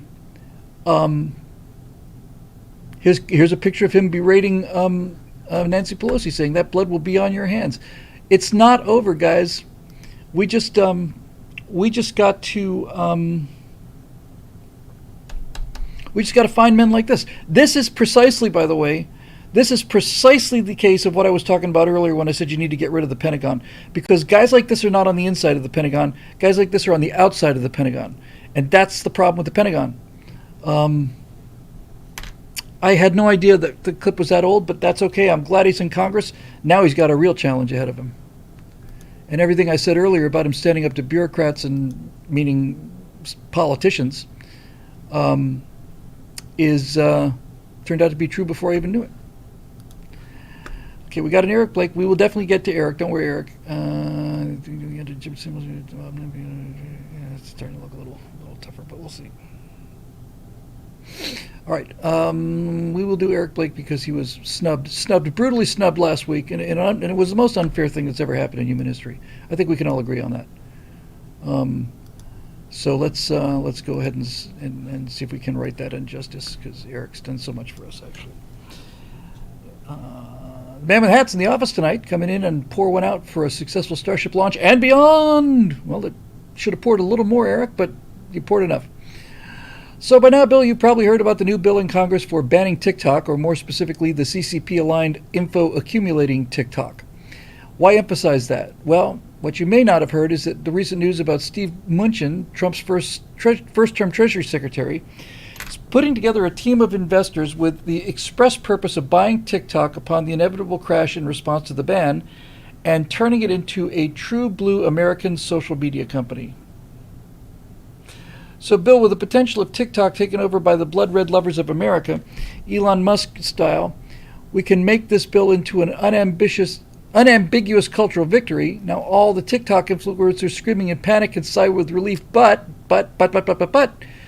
now they're going to influence under our terms, not the terms of the Chi-Coms. Take it or leave it.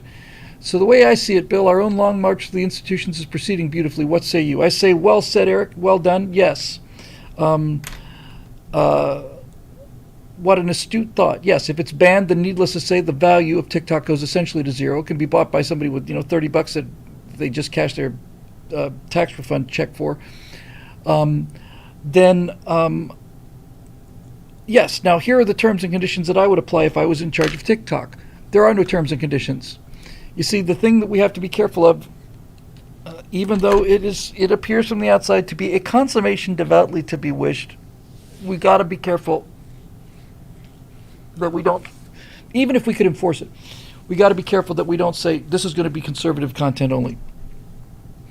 I just want a level playing field, and I worry about an unlevel playing field that works in our favor more than I worry about one that works in their favor. We're all humans here. We all make mistakes, and when you are convinced that you can do no wrong and that you've got the cloak of invisibility, then we'll start being just as out of control and disconnected from reality as the left is. I want, like I said earlier, I want constant sharpening. I want my philosophy sharpened against good arguments, and the best evidence I have that I've got a tenable personal morality and philosophy is I haven't heard anybody who can put up a decent rebuttal to them. Not even an okay one. That's compelling evidence that you're on the right side. The idea, Baron of Grey Matter says this bill bans nothing. I don't know what the bill is. I don't know if you're talking about the bill or whether this bill, because this bill bans nothing. I want a level playing field, and I want that very badly, and I'm not afraid to go fight for that. And if somebody says it's racist, sexist, homophobic, transphobic, or whatever, for you to want a playing field that's level, then I'm going to say, well, then I disagree with you about what I am, but we're going for the level playing field. Yes, there's no question that we are past peak woke. I'm not saying that woke won't get more damaging. I'm just saying we're past peak woke. So for two examples, by the Battle of Gettysburg, the Civil War was won.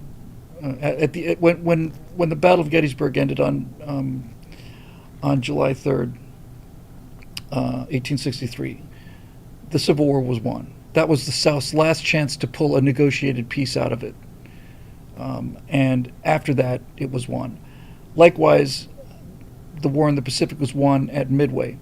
But the point I'm trying to make here is those are the points where the war was won, but the real killing didn't happen until well after those wars, until well after those battles. So even though Gettysburg meant that the South couldn't win anymore, most of the killing happened after Gettysburg. And the same thing's true for the Pacific. Most of the killing and dying happened after Midway. That's when the war was won, but it's not when the war was over. And what we generally find is that the war is over long after it's won. And what's even worse than that is even after it's won, before it's over, is when most of the real blood really starts to flow. So that's something for us to think about in the upcoming culture war. I think that war is essentially won, but it's not over. And I think most of the damage is still coming. But it's won. Listen, the thing to fear is not woke movies taking over Star Trek and ruining Star Trek. The thing to fear would be woke movies taking over Star Trek and having people going out and buying the new stuff. If it turned out that Discovery action figures were flying off the shelves and people couldn't get enough of the Rey Skywalker action set and so on, that's when it's time to worry. But when they use their philosophy to take over something in the cultural landscape that we love and they ruin it, the fact that it's ruined means that nobody wants it. And that means that ultimately we win. And I like winning, especially when the stakes are this high. The thing to fear is not woke intrusion into our world. The thing to fear is woke intrusion into our world that doesn't look like intrusion, where everybody signs up and everybody wants it, but nobody wants it. So it's just a matter of them using and ruining existing methods for power and authority that are destroyed by their use of them. And if it means Disney is gone, I know you've got your opinion about Disney and the board and everything else as well, Eric, but let's just say for the sake of the argument that what was once beloved by everyone is now just garbage, which is the Walt Disney Company. Can it be recovered? I don't know. Let's say for the sake of the argument that it cannot. Okay. That's a battlefield loss. That's what happens in war. You lose things. And the toughest thing I would imagine about being a commander is knowing that you have to lose elements of your command in order to win the battle, because I would want to protect all of them. That would be my inclination. We have 11 carrier battle groups, and if we were to go into a full-blown war with somebody and we lost 6 of them, or 8 of them, that would be catastrophic. But that's what they're there for. And that's something I think that's a real danger. The danger is the Japanese were perfect examples of this. The Japanese believed in decisive battle. That was their single great psychological weakness, the single greatest psychological weakness. In fact, that psychological weakness is what forced them into the war in the first place, because they believed they could, with one blow, take America out of the war at Pearl Harbor. And then after that, they thought they could take America out of the war with one blow at Midway. Then they thought they could take America out of the war with one blow if they really went and reinforced the Marianas. Then they thought they could take America out with one blow in the Battle of Leyte Gulf. And they kept believing that right up until the time when they started flying American flags over Japanese bases, because you can't take America out with one blow. You can't take America out with any number of blows. You can't take America out, period. You shouldn't have started this fight. You had no chance to win it. So you take losses, and you're in the Pacific, and it's early on in the Pacific's Guadalcanal campaign. You start off with the Yorktown, the Lexington. You lose the Lexington, Coral Sea. You lose the Yorktown at Midway. You get the Hornet. Okay, that's good. Then you get the Wasp, and you think, oh, the Wasp. Okay, now we're starting to get back into the game here. We're starting to get even. And the Wasp essentially gets torpedoed sailing into the war. I mean, the Wasp was torpedoed and lost before it was ever in any kind of conflict at all. It just sailed right out into the middle of the Pacific and sailed right in front of a Japanese submarine and was torpedoed, and that sucks. But we did the same thing to them, and we did it more to them than they did it to us. That's why we won the war. The Battle of Taffy 5 and that incredible victory is impossible without the Battle of Savo Island and that incredible defeat, where the Japanese just snuck into Iron Bottom Sound one night and sank 4 of our cruisers, and we might have damaged a destroyer somewhat.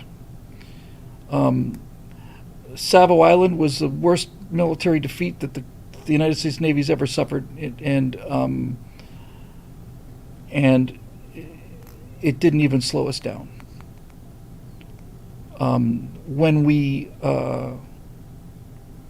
But Midway slowed them down, and the Marianas was the end of the Japanese naval aviation.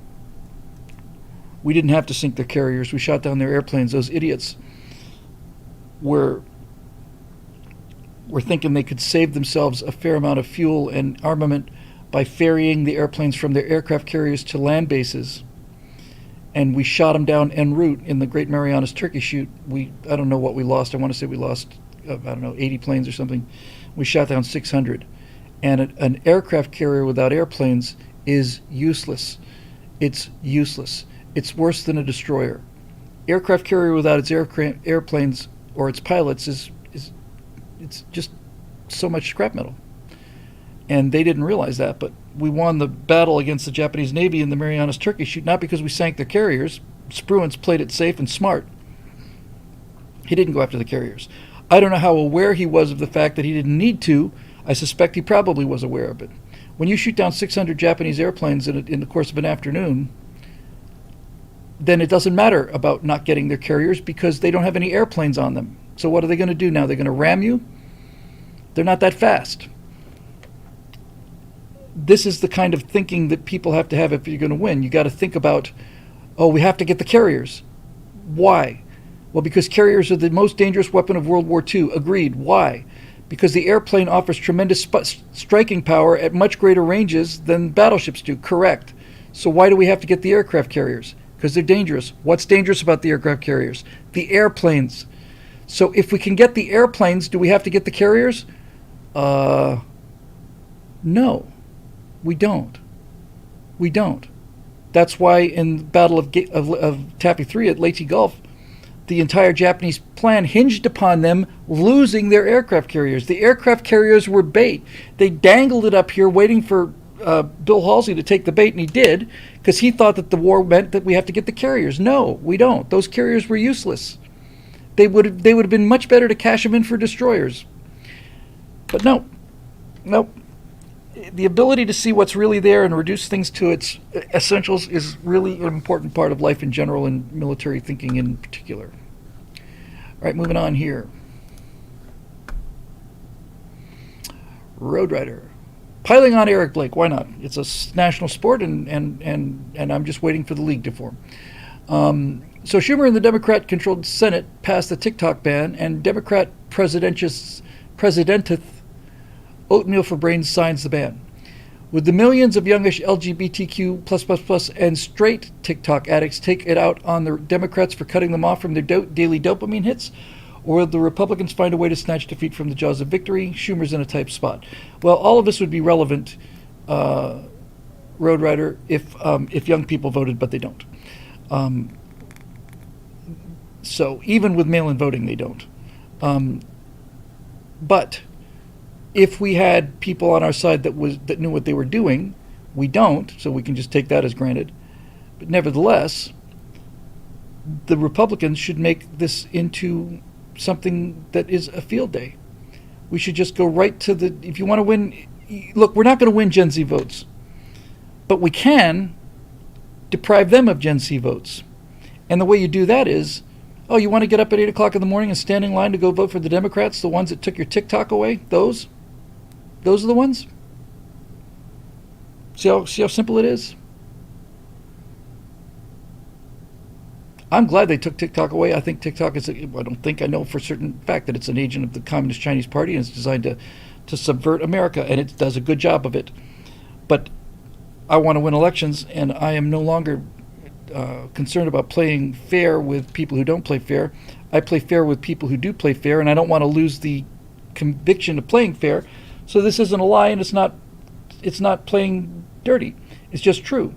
I would go to Gen Z and say the Democrats took away your TikTok because they did. They voted for it. Not just them, but they voted for it. This is the greatest indictment. There's 2 indictments against TikTok. I'm a fan of private enterprise and free enterprise and owning your own business and being left alone. So it takes a large lever to move me off of that position for a limited time, and TikTok managed to achieve that. One of the reasons is what Steve Wood points out. In China, TikTok links you to educational materials, engineering materials, study materials, mathematical problems. Here, it links you to Dylan Mulvaney. Okay, that's telling me something. That's telling me that it is a weapon. It's a sociological weapon. The second thing that put me over the top on TikTok is that it was, at least as I understood the reports, TikTok doesn't just gather data about you from TikTok. TikTok looks at the other apps that you have and gathers data from them and sends it back to communist China. So, good for you. If there was an American TikTok that had some sort of integrity, I think something could move into that space. You know, I mean, I'm tech savvy enough. I've seen enough TikTok videos. I know what the difference between TikTok and Instagram and Facebook and YouTube and X are. I know that they're different markets. I'll tell you what disappeared that surprised me, because I guess TikTok ate it. And that was, what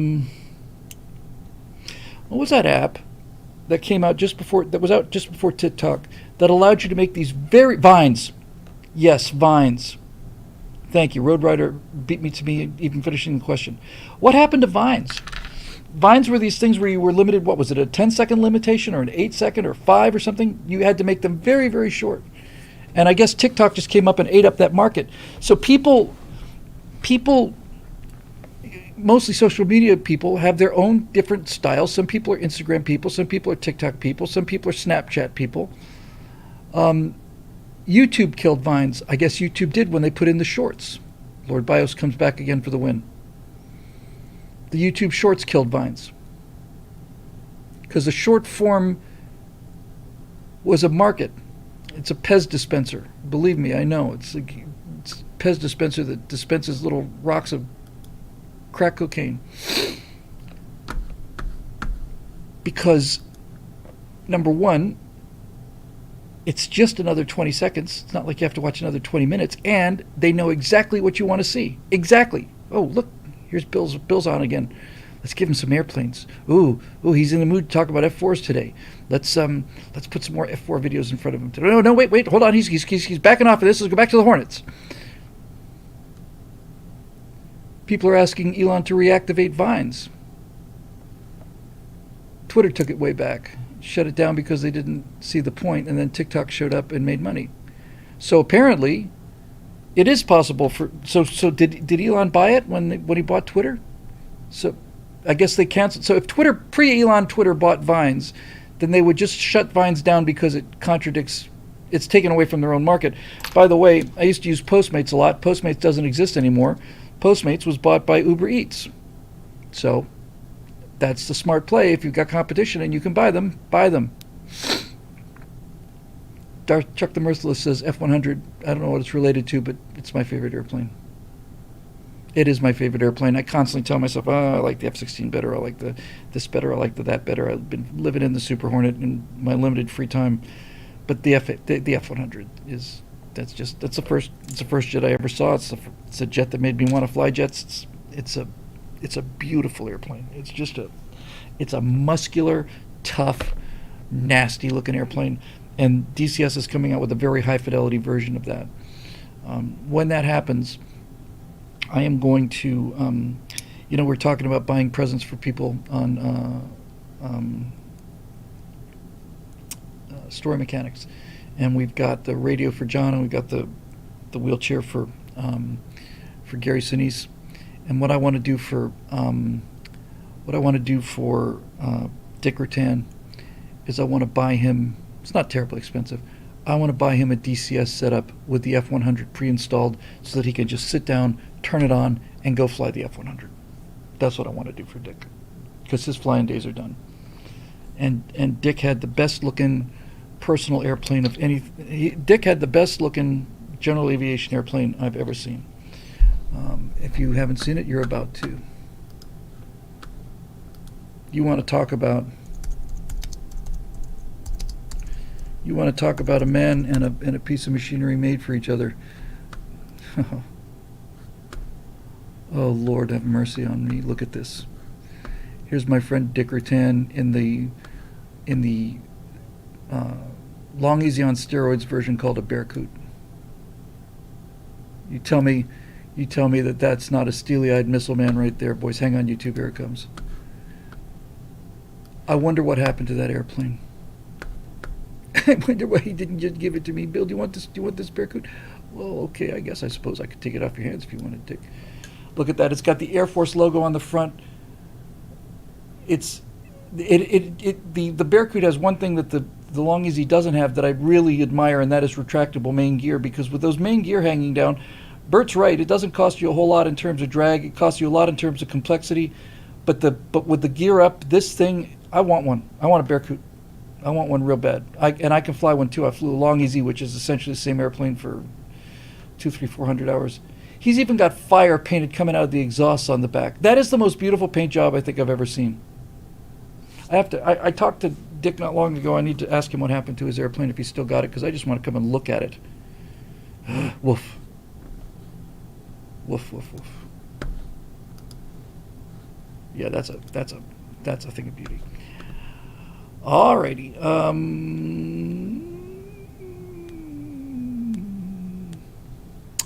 Let's see if we can finish up this Goat Rodeo. So we got a Jim Samples, we got a Bob Knife, we got a Kenneth Simac, we got a Steve Young, we got Jay, we got 5. That's a lot. See if I can make them fast. Jim Samples. Bill, you mentioned something about getting temporary access to Daily Wire. Can you go over that again and let us know how? Do we just log in, or do we need to set up an account and then mention we are your members? This one I can deal with quickly. Thank you. Yes, after years and years and years of negotiating for this, I said this is very, very important to me. I've taken a lot of time from BillWilder.com to do things like Apollo 11, what we saw, which is really the space race, what we saw. It's really the entire space race. And the Cold War and America's Forgotten Heroes and now Empire of Terror. And I finally was able to convince them to have a free 30-day membership for Daily Wire. I could have started that already, but I didn't want to for a number of reasons. Number one, it's 30 days. They're releasing a new episode of Empire of Terror every week, which means that you would get to about episode 7 if I opened it right now. But if I'd opened it when it was first made available, you wouldn't have been able to see the whole series. So here's what will happen. I got an email from them directly. So here's what will happen. There will come an announcement. I will make an announcement, and the announcement will include language that comes from their marketing department. Your special offer for free membership at limited time free membership at Daily Wire, and what will happen, Bob, is that they will make you go through the procedure of signing up. I'm sorry, Jim. This is Jim's question. You will go to Daily Wire. You will sign up for membership. You'll probably have to enter your credit card number and all the rest of that stuff. I think that's the only way that they'll do this deal. Then they will ask you. There's a space for a code, and you enter the code. And I don't know what the code was. It was Whittle or Terror or something like that. It's not active yet, so I will make a very large announcement about this and keep making it.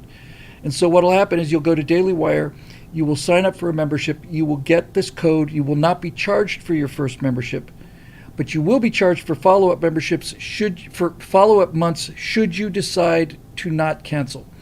But it is, in fact, exactly what it says it is. It is a 30-day free trial. So you will sign up. You'll put in the code. There'll be no charge for the first 30 days. If you cancel after 30 days, you will not be out a penny. They're betting that you'll continue. I'm hoping that you'll continue. But at the very, very least, the people who've been paying BillWhittle.com memberships will be able to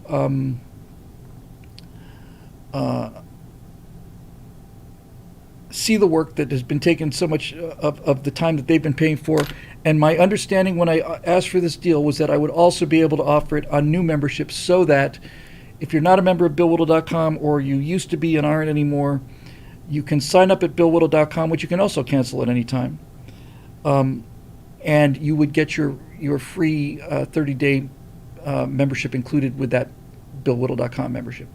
So that is my plan, and my plan is to get one version of these new shows out when I do, when I make this offer, so that people can say, hey, there's some really cool stuff coming up at BillWhittle.com. Plus, I get the free Daily Wire for 30 days.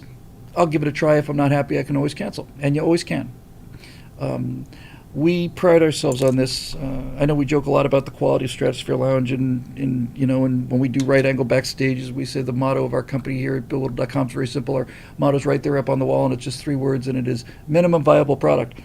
But in all seriousness, I do take this very seriously, and I'm just wanting to check here. Give me 1 second.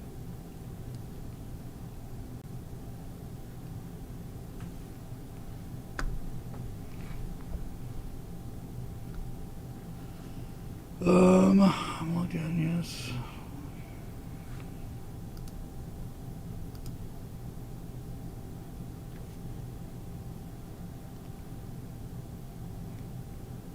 Where I'm going with this is, we don't hide the cancel your membership button. I've been part of monthly payment on various things before, and trying to find a way to cancel is they just bury it. We don't do that. So if you really can't, it's not gaming the system at all.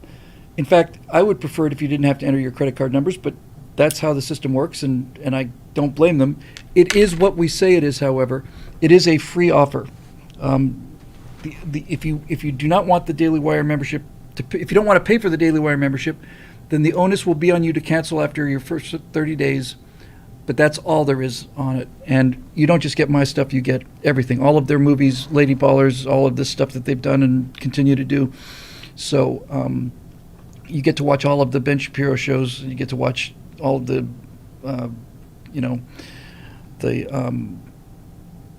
Matt Walsh shows and the Mike Knowles shows and that other guy. You get to watch all of their shows for a week. And if you can afford to keep paying them, it's good for both of us. But they're in a little better shape than I am, so I'm very, very happy about all this. And I honestly think I've earned it, and more importantly, and to the point, I think you've earned it, because you've been nothing but tolerant and patient with me for all of these delays and all the other stuff that's caused by these. And to be fair, as I've said before, I could never do these series without Daily Wire. Obviously, their resources are tremendous, and it's been the best work I've ever done. Apollo 11 and Cold War and Empire of Terror. But I also couldn't do it without the members, because while I'm certainly not complaining about what they pay me, they don't pay me enough for me to be doing this full time, and I don't get enough, and I don't do enough of them. So BillWhittle.com members are as responsible for this content as the Daily Wire members are, and that is the absolute truth of it. So I'm very, very happy to be able to offer this, and I expect that, not only hope that, but I expect that anytime we do anything new of any substance with Daily Wire, we will insist that this is part of the contract going forward, that we get, when it's ready, we get another period for my people to have a look at it there, and I think they're going to convert a lot of folks. We'll see, but they've got nothing to lose by it.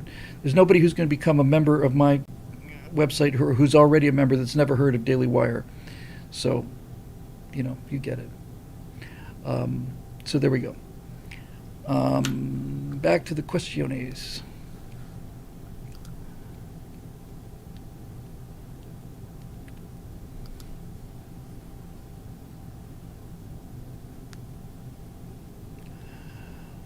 So that was Jim Samples. Janie Waterman has made an appearance. I didn't refresh the site. I went and I came back. What do we got here? We got Bob Knife, we got Kenneth, and we got Steve Young, and we got Jacob still to do, and we got Janie Waterman again. My God, the site is being populated. All right, I'm gonna try and do this on the fly. Let me see how fast I can go through these. The last one was quick. Bob Knife, getting back to the 80-year cycle, this is the business about things to come. Do you think that cycle existed much before 1780? I think it does. They've said that it goes back something like 23 generations that they're able to track it, and they're able to track it through Europe. But your point is, it says the pattern seems to work for the last, say, 250 years, but it seems like this is a result of so much wealth and leisure. Prior to that, life was constantly nasty, brutish, and short, as Thomas Hobbes famously stated. So he's going back to the fourth turning theory, and I'll answer Bob's question without getting too much into details because I've talked about it already, and it's an hour to go into the details again. But one of the things that I think you could probably say, Bob, is that an 80-year cycle can't affect society if only a tiny, tiny, tiny fraction of that society ever lives to be 80 years old. An 80-year cycle requires civilization because people don't live to be 80 if they're not in some kind of civilization at reasonably height of its powers.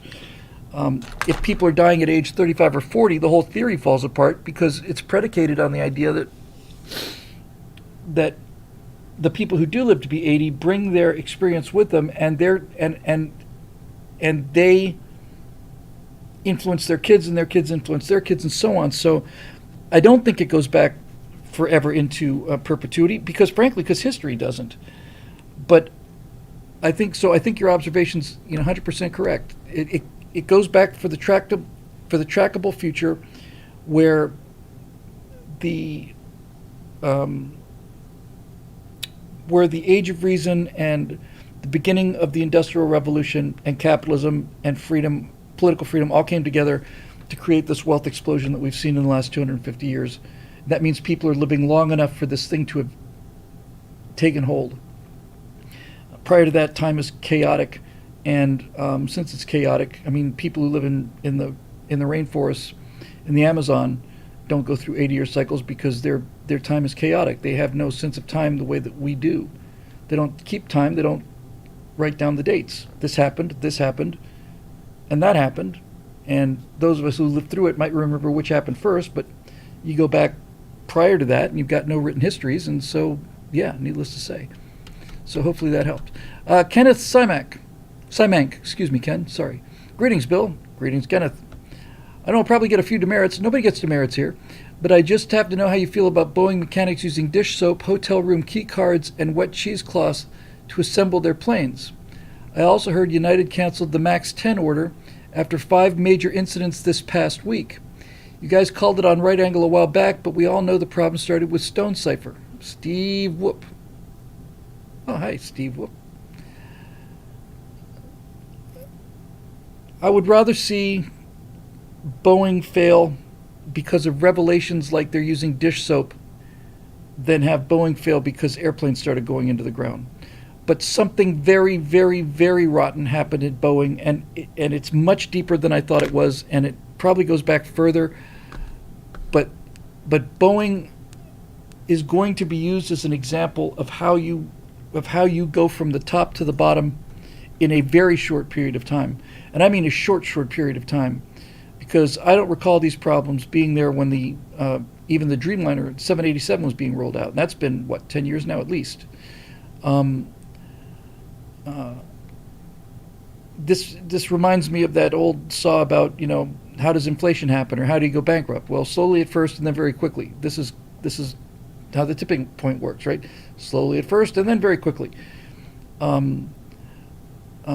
Chris Potter says Boeing committed to DEI. Of course they did.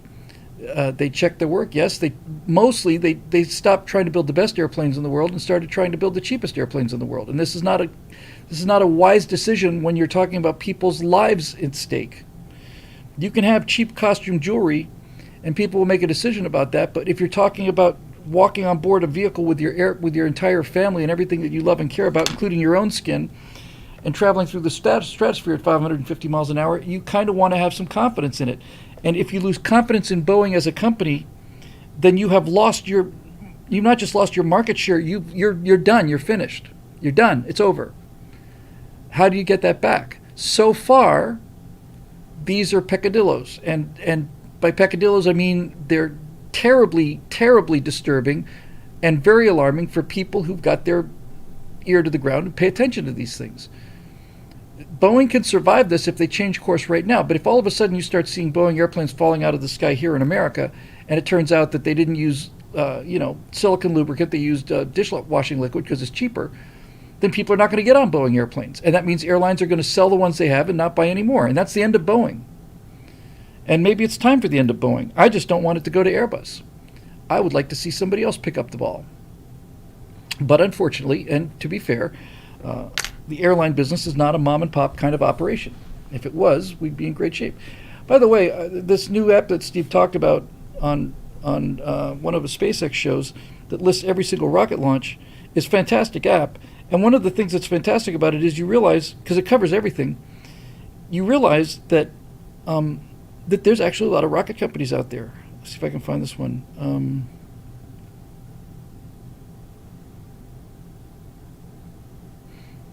So there's the Cheyenne rocket that's Chinese. There's Space Astra 1. There's WGS-10, Echo Star. There's the Proton, which you knew about. These are things that happened in the past, but they're they just had one that launched from Virginia, I think just within the last couple of hours. From Virginia. Oh, no, here it is. There's a rocket called Live and Let Fly. And it's going up on Wednesday at 11:15 p.m. And it's going from the Wallops Flight Facility in Virginia, USA. There's a Soyuz. SpaceX still owns so much of this, but still, there's a Delta IV Heavy. A Delta IV Heavy is a big rocket. That's going out of Cape Kennedy or Cape Canaveral in March 28th. Another Soyuz. There's a Minotaur going on a Northrop rocket. SpaceX. The Pacific Spaceport Complex in Kodiak, Alaska is launching RS-1, which looks to be like another private rocket company. So what's happening is these private rocket companies, I think what's happening is, I'm not a financial guy, but I think what's happening is Boeing and Lockheed and the United Launch Alliance and all the rest of these guys, and you remember Ariane? Nobody's heard from them in 100 years. The European Rocket Agency, European rocket that the ESA had. Well, along comes SpaceX, who shows the world that these old school guys like Ariane are dinosaurs, and so is the Delta Heavy and all the rest of these things are dinosaurs. But they also show that it can be done, and so now I think there's a lot of money that's heading to rocket companies that are basically saying SpaceX is creating not only a market, it's creating an entire industry, and we want a piece of that industry, and we want to be lighter and faster than SpaceX. Can you boys do it? And there's a bunch of guys out there in garages saying, yeah, I reckon we probably can. So we'll see. We'll see. Nice to know. Steve Young. Evening, Bill. Evening, Steve. You've commented on the new National Guard being posted in the New York City subways of their assault rifles, and now their governor has removed their rifles. I saw that. I saw them walking around. I didn't make the connection. But yeah, but left the troops. So the Guard were never the police, so now they're not soldiers, and they're not just filling sandbags. So why are these citizen soldiers being taken away from their families and jobs? Oh, that's easy, Steve. Because it benefits Democratic politicians, you silly, sweet young summer child. It's a democratically run state, and it is making them, it is free labor. They don't have to hire security. Do you ever think about that aspect of it? Because I never did till just now. One of the nice things about deploying the Guard, if you're the governor of the state of New York, is you get free security. Doesn't cost a penny. Doesn't cost you a penny. You don't have to go out and hire a security firm. Just put the Guard there. And if people don't like the rifles, then take the rifles away. What difference could it make? You know, you're there to preserve law and order. You're in a lawless environment. You have to call in the National Guard, and then the National Guard comes in with their nasty, scary-looking AR-15s, and all of the New York liberals get themselves all completely damp about all of this. And then they say, well, we don't want to see the guns. We just want the policemen there to prevent the crimes. You're geniuses, all of you. No wonder you're all so smart. Yes, so we'll take the guns away from the soldiers, and we'll take the guns away from the policemen, and now you've just got guys in funny outfits. The answer is because Democratic politicians benefit from this. That's it. Simple. They have the power to do it. They probably don't constitutionally, but nobody reads that particular document anymore. So there you go. He says MW says the activated guard still costs money. Yes, it still costs money, but it doesn't come out of the budget of the city of New York. You see? So as far as the important point goes, is it's free because we pay for it. You and me, we're paying for their problems as usual. Jacob Belchik. Hail Bill. Hail Jacob. All of your research for Empire of Terror, what was the most compelling and most practical information you learned about how to most effectively combat American communism? Information. One of my favorite lines that I ever wrote is in the first episode of Empire of Terror, where I say, now, if you're one of those people that want to defend communism, the single most important thing you can do is to know as little about it as possible. Mike Rowe and a number of other people who've seen the first episode and who've seen the series say that if this was shown, if it was required viewing among high school and colleges, that the support for communism in this country would drop by 70, 80, 90%. And I think they're right. Because I did a call-in segment with my friend Ed Morrissey of the olden days back before we were on YouTube and before we all picked whether we wanted to be part of the Blaze or Daily Wire or whatever. Ed Morrissey at Hot Air was one of the people who I'd spent some time with and who I loved seeing at Tea Party events, and who has lost 50 pounds and looks fantastic, by the way. Ed and I talked about this at some length too, and just said, all you have to do is expose people to this information. And I said, yes, and that's why I was so careful and why it took me so long to write. I could have written Empire of Terror in a month. I ended up taking 7 months. And the reason it took me so long was because it could not be my opinion. It couldn't be something that could be dismissed by the people that need to hear it by saying, oh, that's just that conservative guy who just doesn't like communism because he wants to keep poor people down. No, it's not about me. The reason it took so long was I had to prove everything, and I had to prove that Lenin was a murderer and a criminal in Lenin's own words and actions. I had to do the same for Trotsky. I had to do the same for Stalin. I had to do the same for all of them. It's not like Lenin came in and made a beautiful system that Stalin screwed up. Lenin designed a murder system, and Stalin followed the instructions. And Trotsky was the most bloodthirsty of the three, by far. There was nothing that Trotsky didn't like. There was nothing that Trotsky could not go to executions for as the first solution to any problem that came up during the course of the Soviet Union. Trotsky. And so I had to make it about them in their own words, and I had to add enough of a gut punch. I had to make enough horror for people to want to sit through each one of the episodes, because like it or not, people as an audience, regardless of what the content is, people like to be shocked. That's what makes it a page turner. So, get my glasses out again. It's embarrassing. Jilk said you should put out a book. Well, thank you. But yes, it's got to be a page turner. It's got to be like, wow, that was kind of shocking and horrifying. I wonder what's on the next page. That's basically how you do it. Supplementer said the best way to control the opposition is to lead it ourselves. They were never popular, the Bolsheviks. They made propaganda movies later that said how popular they were. And eventually when the Soviet Union became a superpower and people were terrified of their own government, and all of the people with any ingenuity or inventiveness or initiative, they'd all been killed. But those that survived were proud of their Soviet Union for a while there, after the war and before Brezhnev. So they had about a 15, 20-year period when they were really quite proud of it, and they had something to be proud of, just that they had to murder 20 million of their own people to get there. And even having murdered 20 million of their own people to get there, they never came close to what we got for free.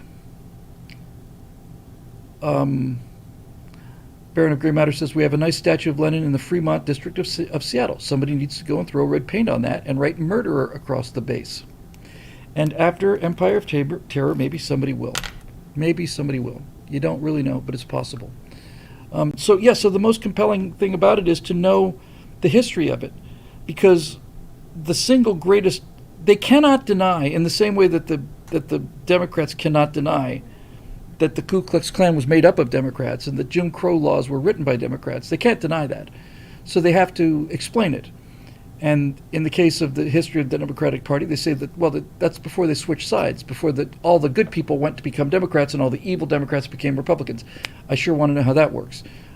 They didn't switch sides. They switched strategies. Lyndon Johnson realized the Democrats are never going to win again without the black vote. So instead of being the anti-black party, he remained the anti-black party by buying black votes and making them into slaves again, making them dependent on massa and the food handouts. So that's the strategy they picked, and that's what they did. That's why black people started voting Democrat, not because the Democrats were better for them, and not because nice people became Democrats. It's because the Democrats bought their votes in exchange for keeping them in slavery, and most of black America didn't see it coming. Or if they did, they decided they'd rather have the check now. So it's all about knowing, what the facts of it are. Now, the communists also know they've got a slight problem with 100 million dead bodies in their closet. That's not something that's conveniently thrown out. Communism has killed more people than anything other than disease. You could make a case that it's killed more people than war.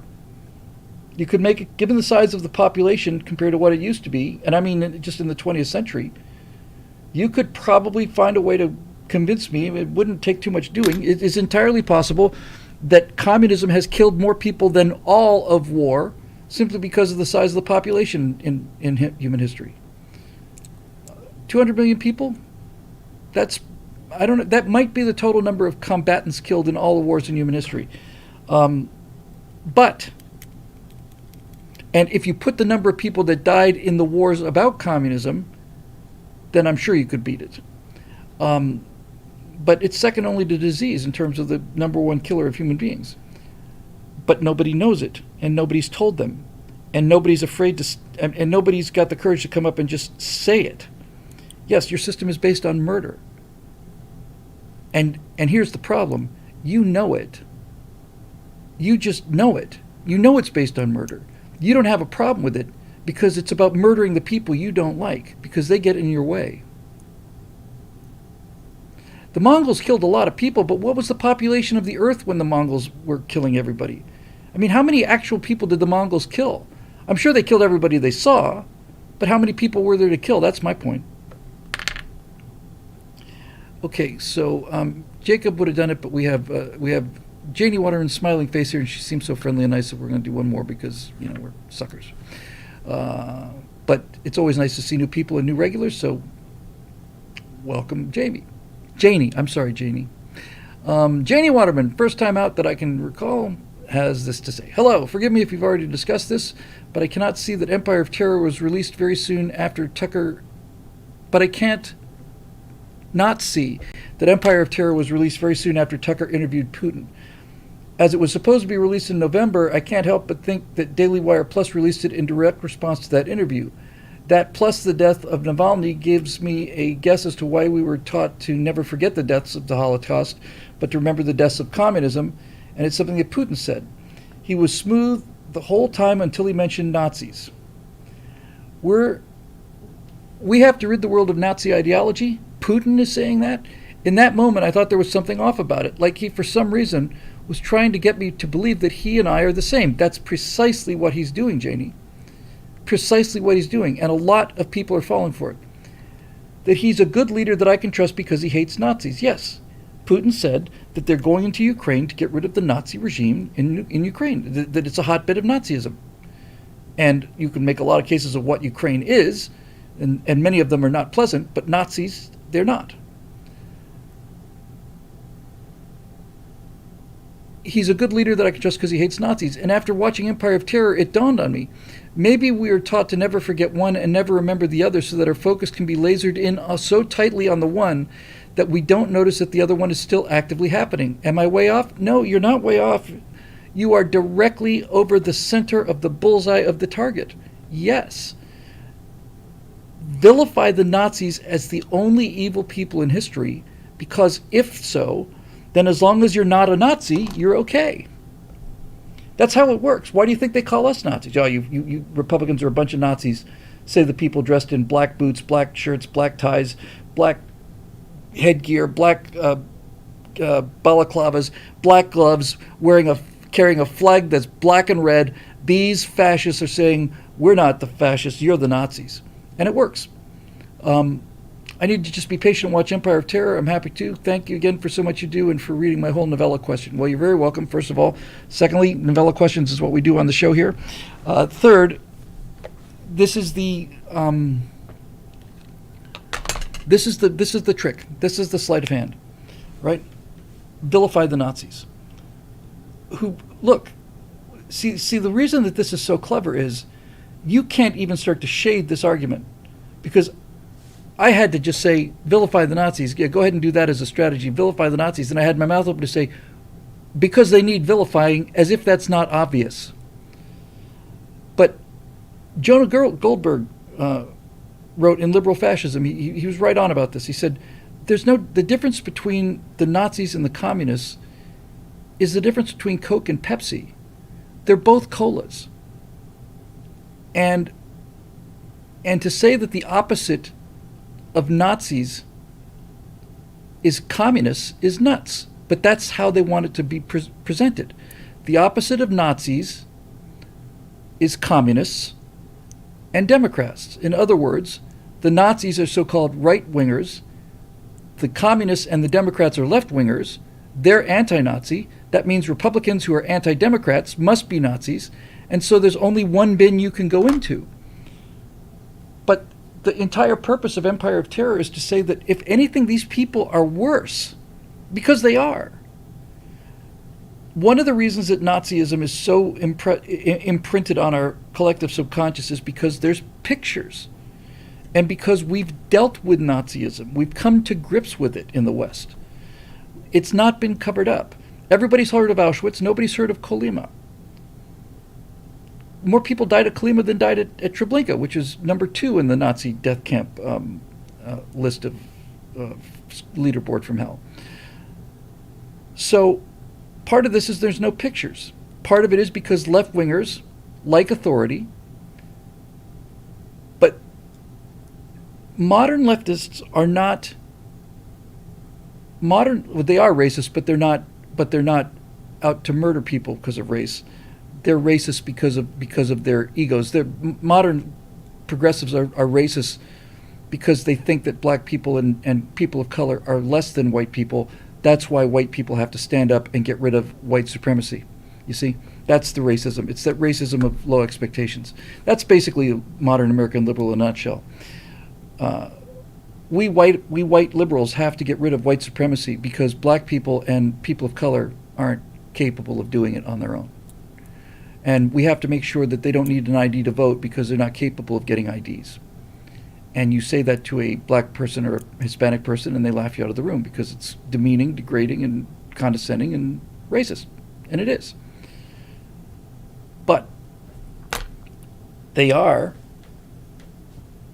the kind of people that want harm to come to people that disagree with them. I've never wanted harm to come to people that disagree with me. I think if you took a completely accurate, honest, serious poll of people on the street, just a national poll, and just ask them, do you think that people who you disagree with should go to jail or whatever? List a series of questions like that. And I'd be willing to bet you that the left-wingers outvoted the right, well, those two terms are meaningless in American politics. Left and right wing referred to the left side and the right side of parliaments, mostly in Germany. But if you were to take Republicans and Democrats and ask them, do you think that there should be criminal penalties for people who lie about your president? Do you think that Republicans should be put in that the Republican Party should be banned because of all of it? I'd be willing to bet you that the number of people who voted for banning and eliminating and criminalizing the opposition would be 8-1 in terms of Democrats voting for it more than Republicans do.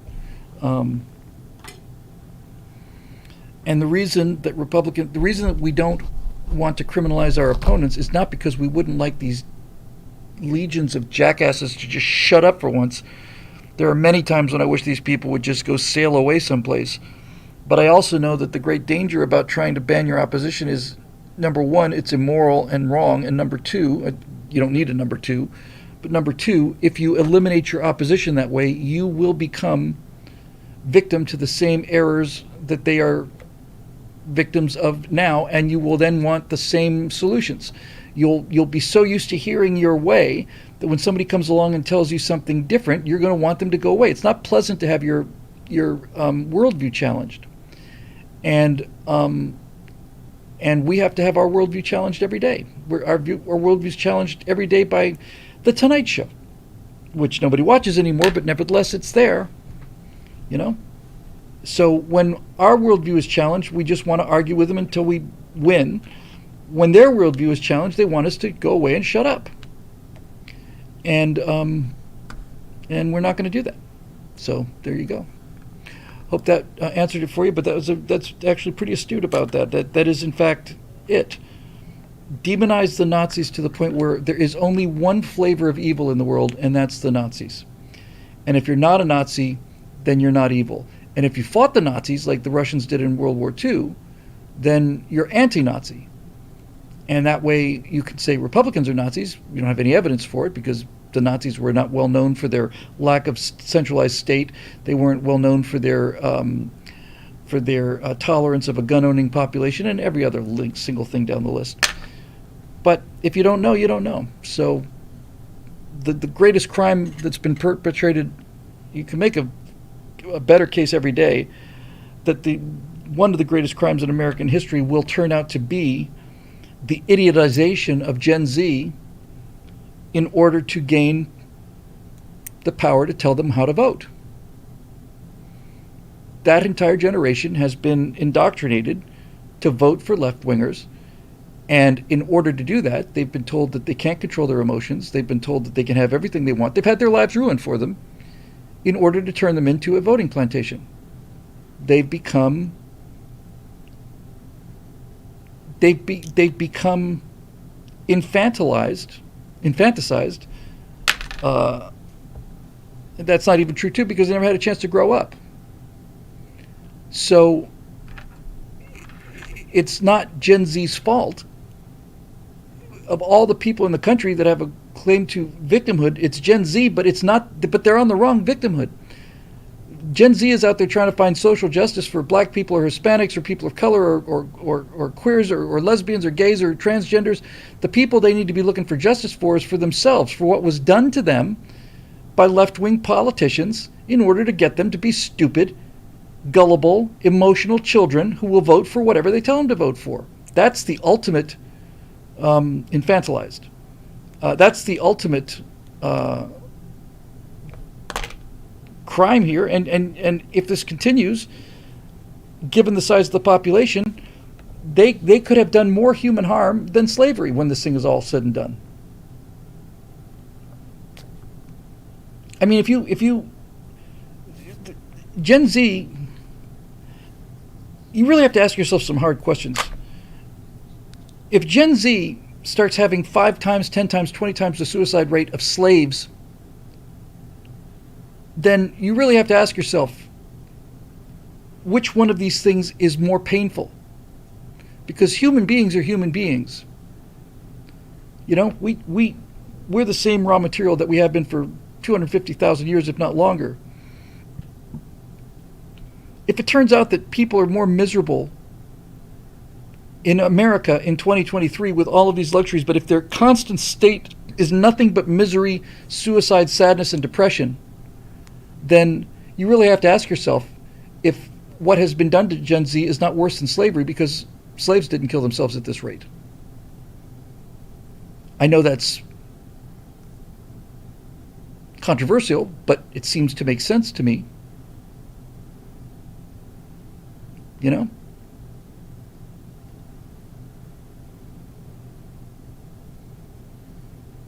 So, anyway, that is that. And lo and behold, through nothing but sheer all-American courage that banishes evil, we were managed to get through every single one of these questions, and that makes me happy. So anyway, I think that'll do it. Yeah, 3 hours. Yeah, we've reached our minimum viable product for today, and I can go slack off and get back out to the beach drinking margaritas like I should be doing. Yeah. All right. Well, there it is. Thanks everybody for being here. It's been fun. Chances are good we'll probably have to cancel next Monday's show. If it turns out we don't go, then we will do Monday's show. But I'm thinking we're probably going to go to Vandenberg Space Force frickin' base, or is it the Space frickin' Force base? I can never get those things straight. And we will see you next Thursday if we don't see you on Monday. And we are getting close to cracking out the new stuff, and things are. I can definitely feel that oil is being injected into the gears, and that the system is getting more lubricated, and that's kind of cool. The plans for the eclipse have still not yet been finalized. I have to make one more phone call. The short form is the reason that the plans for the eclipse have not been announced yet is because my wife wants to fly and I want to drive, and usually I let her get away with these things because that's what good husbands do when it comes to things like recreation and where would you like to eat tonight, honey, that kind of thing. But this one I think I'm going to really push hard for, and so we'll get that resolved probably within the next day or two. If it turns out that you don't see me again ever and I disappear into the dustbin of history, it's been nice talking to all of you, but I'm going to and I'm going to lean real hard on this road trip. Having my cat being sick is not helping this, but I think we know what caused the blood sugar issue. That's something we can prevent. We do have somebody who can watch the cats for us, and unless the ultrasound finds something that they have to take care of right away, then I would rather drive. It'd be a 5-night deal as opposed to a 2-night or a 3-night deal. Dante 2K says it's a long-ass drive, Bill. It is a long-ass drive, but that's the entire point. My wife has never seen this country. You know, she needs to see. How can you be an American not having never gone on a road trip? Yes, that's right. I'm about to get into a large argument with my wife, and I just wanted on the record that I am not suicidal, that I feel just fine. And that if I should happen to be, wake up one morning dead because I choked to death on my own vomit, chances are it wasn't my vomit. You need to dust for vomit. All right, the show's made possible by the members at BillWhittle.com who make all wonderful things here possible. And it's always nice to see new members, and especially when they step up with new questions. So that's a fun experience for us all as well. We will see you guys next Thursday, if not sooner. And so now it's time for us to say goodnight to all our company on Twitch. So thanks for all the fish, Twitch, and we will see you guys on next Thursday, if not sooner.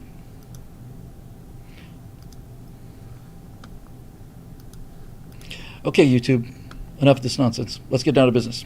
We've got very little time. All right, thanks, YouTube. It's great talking to you. We will see you guys next week as well. So